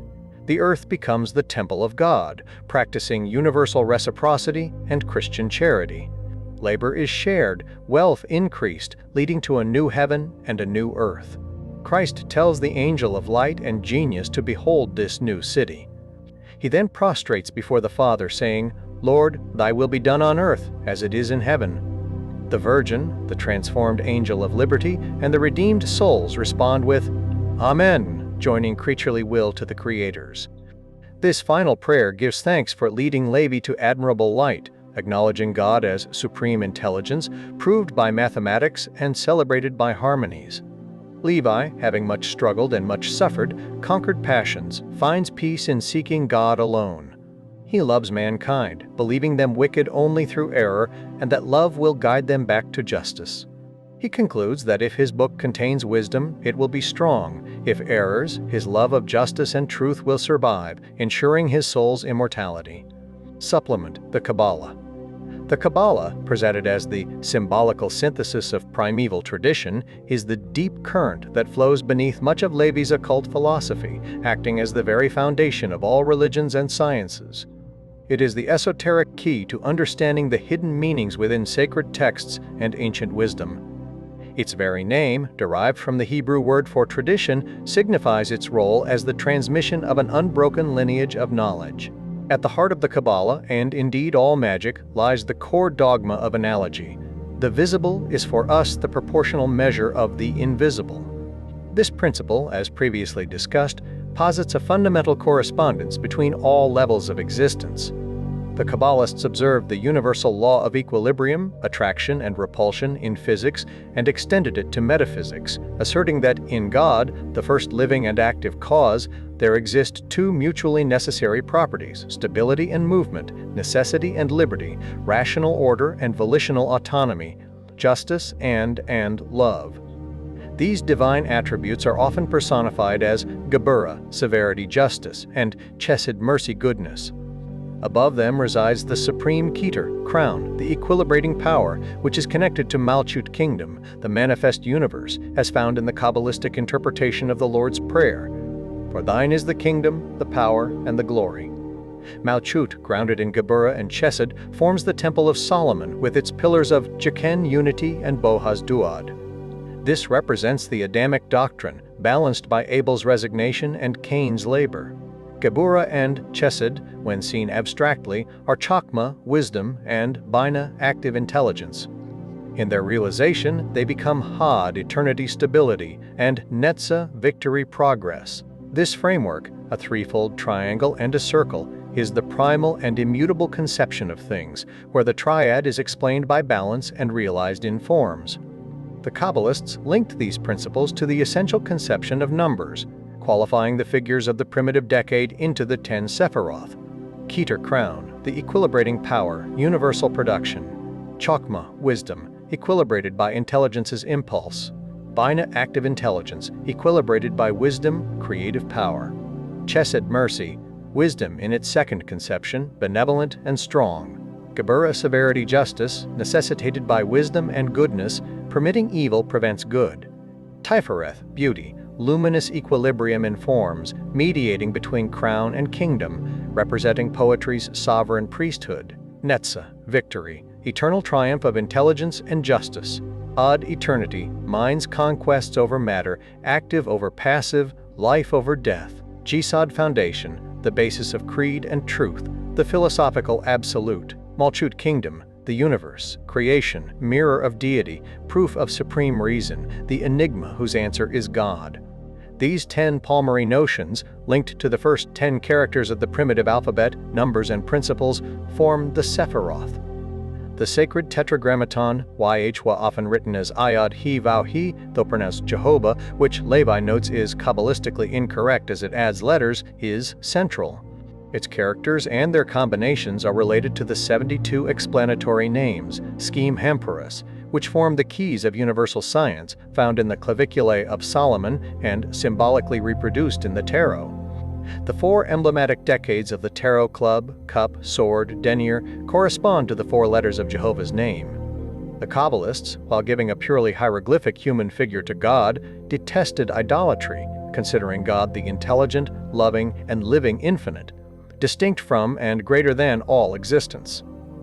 His name is ineffable, expressing only the human ideal of divinity. What God is in himself is beyond human comprehension. The absolute of faith is God, but the absolute of reason is being. Being is its own raison d'être. The modes of being are equilibrated by harmonious and hierarchic laws.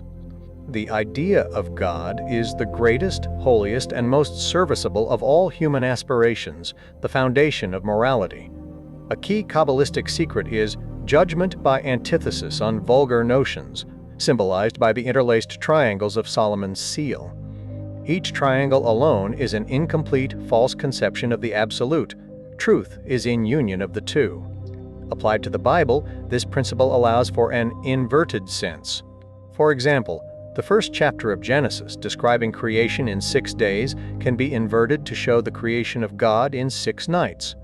This occult Genesis, Lévi's own interpretive creation, depicts man progressively creating the idea of God, moving from vague concepts to structured forms, revealing a parallel between cosmic creation and the evolution of the divine conception in the human mind.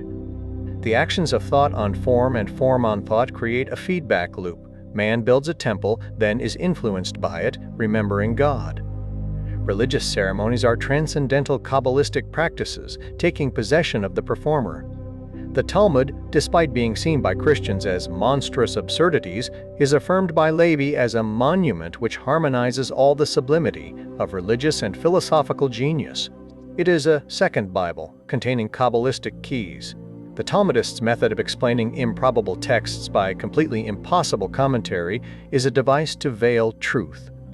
The allegories of Behemoth and Leviathan from Job, representing blind force, are reinterpreted Kabbalistically. These monsters are blind excesses of vital force, preserved and ultimately serving universal harmony, to be eaten by man, meaning the spirit of absurdity and unintelligence can never rise above the animal.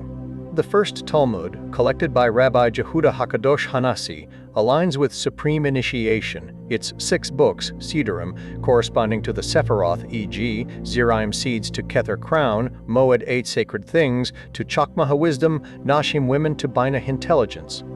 The Talmudic jurisprudence, particularly concerning women and family, Nashim, views woman as man's self, inseparable. Its civil laws surpassed medieval codes. The Templars, initiated in the East into this doctrine, were real and dreadful conspirators in the eyes of popes and kings, working towards the reconstruction of the temple, a social utopia based on merit and intelligence. Thaumaturgical experiences of Éliphas Lévi. Levi, not content to merely theorize, dedicated sections of his work to detailing his own thaumaturgical experiences, providing an unusual blend of personal testimony, philosophical rationalization, and stern warning against the pitfalls of magical practice.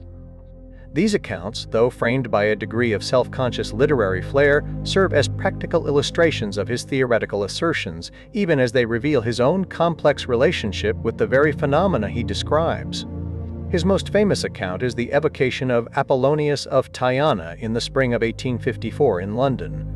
Driven by internal disquietude and a desire for study, Lévi, though initially disinclined to practice ceremonial magic due to its delusions and weariness, was spurred by a mysterious lady whom he recognized as a high-grade initiate. She provided him with a complete magical cabinet in a turret, equipped with 4 concave mirrors, an altar bearing the gilded pentagram and a new sheepskin, and 2 braziers for sacred fire. Vested in a white robe and a vervain chaplet, holding a new sword and the ritual, Lévi began the invocations. As he recited, a human figure larger than life appeared before the altar, dissolving. Recommencing from within a traced circle, he saw a pale form in the mirror grow brighter and approach.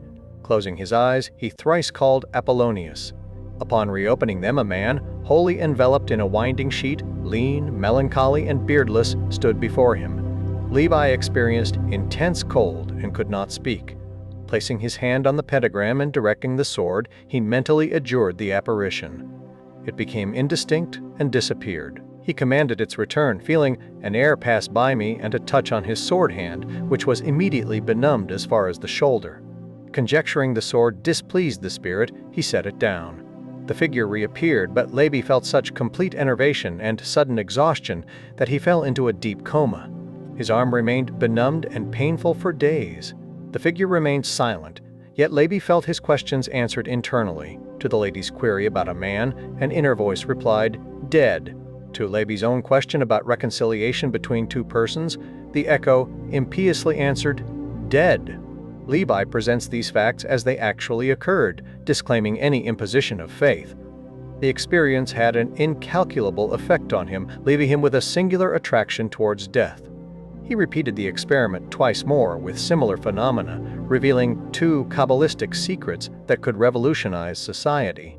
He rationalizes the visions as a veritable intoxication of the imagination due to the preparations, perfumes, mirrors, pantacles, acting on a nervous and impressionable person. He explicitly states he is neither so far hallucinated as to believe it, nor sufficiently unserious as to affirm it, that he literally evoked Apollonius. Yet he asserts solely that I have seen and that I have touched, that I saw clearly and distinctly, without dreaming, thus upholding the absolute efficacy of magical ceremonies while simultaneously deeming the practice dangerous and objectionable. He attributes the old lady's, his client's, subsequent complete nonsense and insane fits of passion to her continuous practice of necromancy and goetic magic.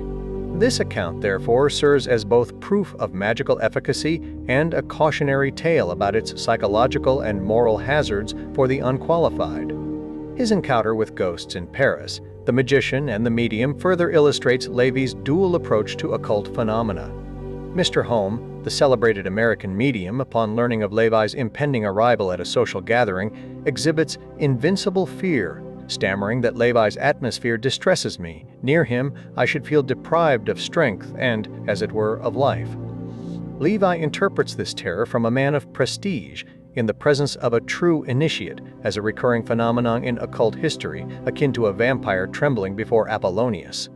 He avoids denouncing Home as a charlatan, seeing him instead as a naive and amiable, unfortunate being, the sport of a terrible force whose nature he is unaware of, and his first dupe.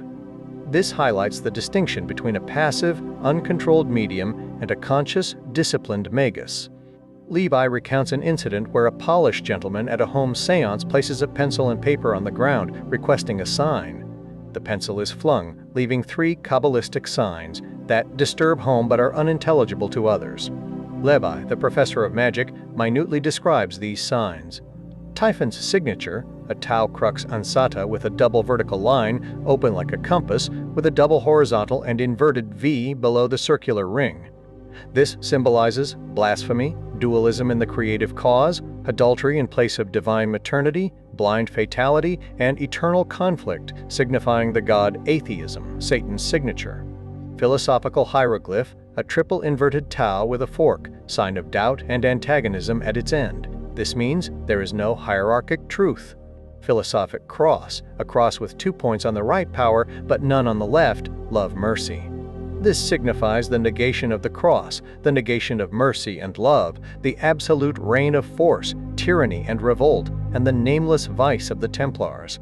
Lévi reveals these as the devil's signature, shocking the attendees.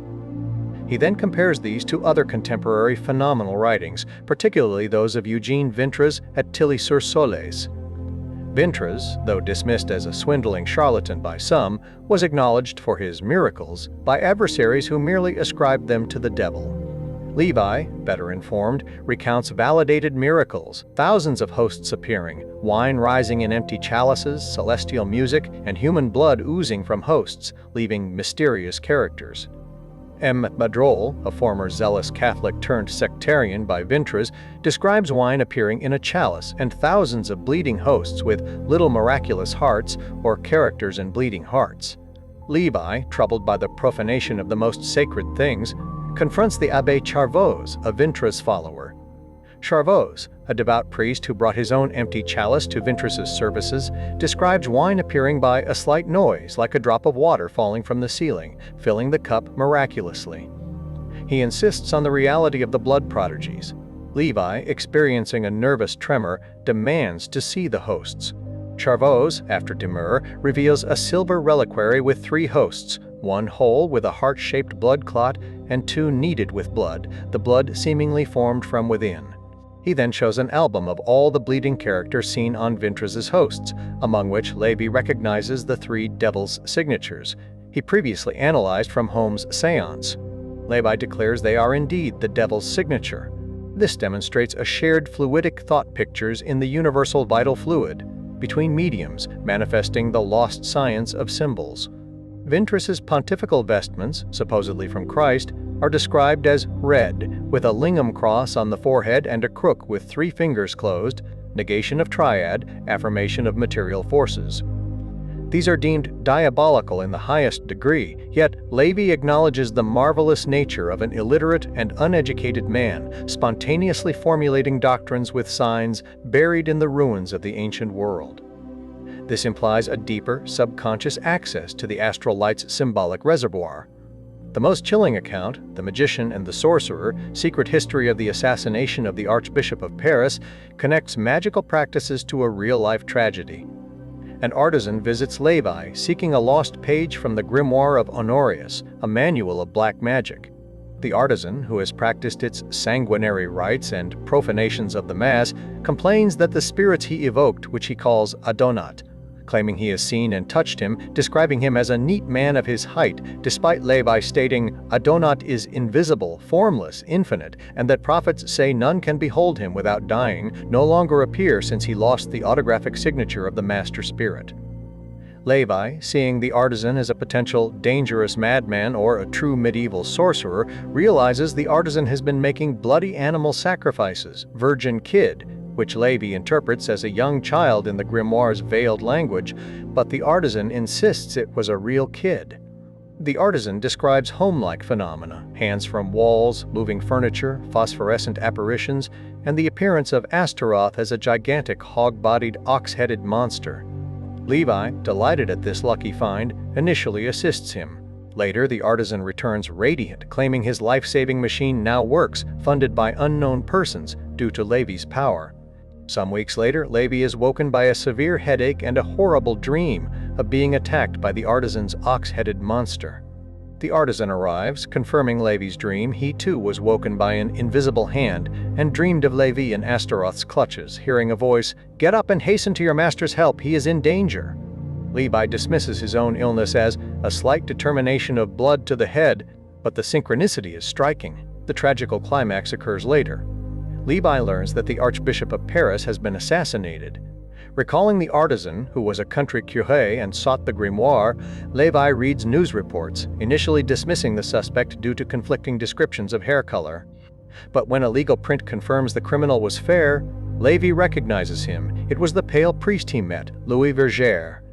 The bookseller confirms Verger bought the grimoire. Verger, filled with delusions and falsehoods from his black magic, believed he would not die, expecting a pardon and immense wealth.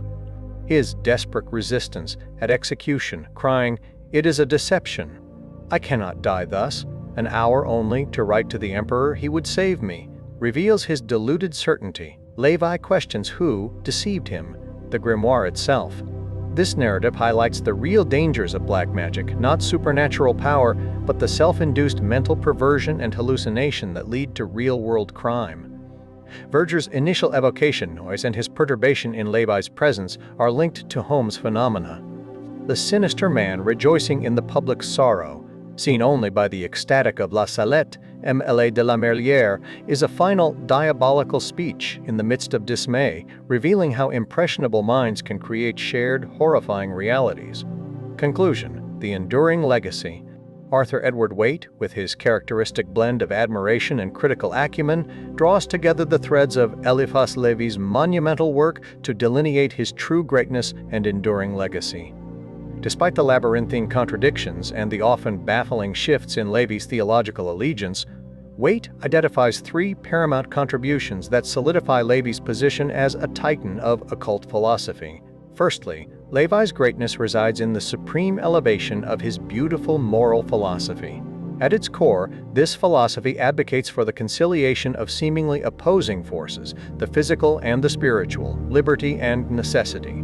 He strives to harmonize the liberty of individuals with the necessity of things and the divine privileges of self-devotion. This emphasis on ethical and moral discipline as the foundation of true power distinguishes Lévi from mere charlatans and sets a high bar for the aspiring magus. His teachings insist that spiritual ascent and effective magical practice are inextricably linked to rigorous self-mastery, altruism, and a profound respect for the inherent order of the universe. This moral imperative elevates magic from a collection of superstitious practices to a profound spiritual science aimed at individual and collective betterment. Secondly, Lévi's true genius is manifest in his bold attempt to establish a harmony between religion and science. In a century increasingly defined by the clash between dogmatic faith and scientific rationalism, Lévi sought a grand reconciliation. He endeavored to reveal to reason the logical necessity of faith, while simultaneously proclaiming to faith the sanctity of natural reason.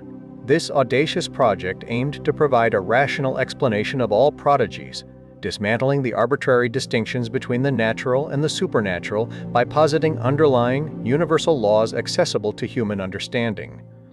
By demonstrating that a miracle is a phenomenon which astounds the multitude because it is unexpected, and that the supernatural is but the natural in an extraordinary or exalted state, Lévi sought to liberate humanity from blind credulity and ground spiritual aspirations in a coherent, comprehensible framework.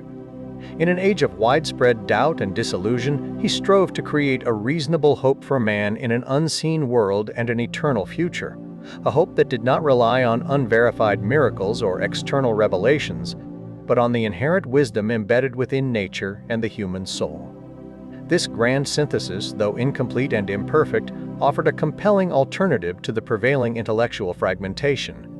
Lastly, Lévi's preeminence stems from his groundbreaking revelation for the first time to the modern world of the great arcanum of willpower. This concept, encompassing the whole history and mystery of magical art, posits that doctrine and theory are nothing. All magic is in the will.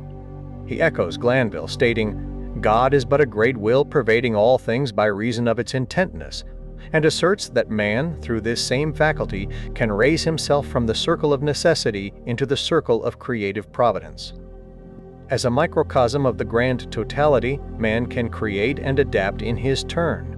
The elusive transmutation of the philosophical metals is thus reinterpreted not as a crude chemical process, but as a process of transcendental and mystical chemistry by the application of the purified and emancipated will to the psychochemical instrument of a diaphanous imagination.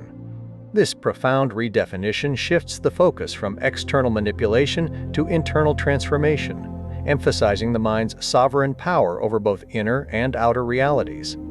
Lévi even humorously warns that any neophyte spending more than the 30 thalers of Coonrath on the magnum opus fundamentally misunderstands the first principles of the Hermetic philosophy, underscoring the spiritual rather than material nature of the true work. The question of willpower is also linked to the dangers of modern spiritualism, where mediums passively submit to unseen wills.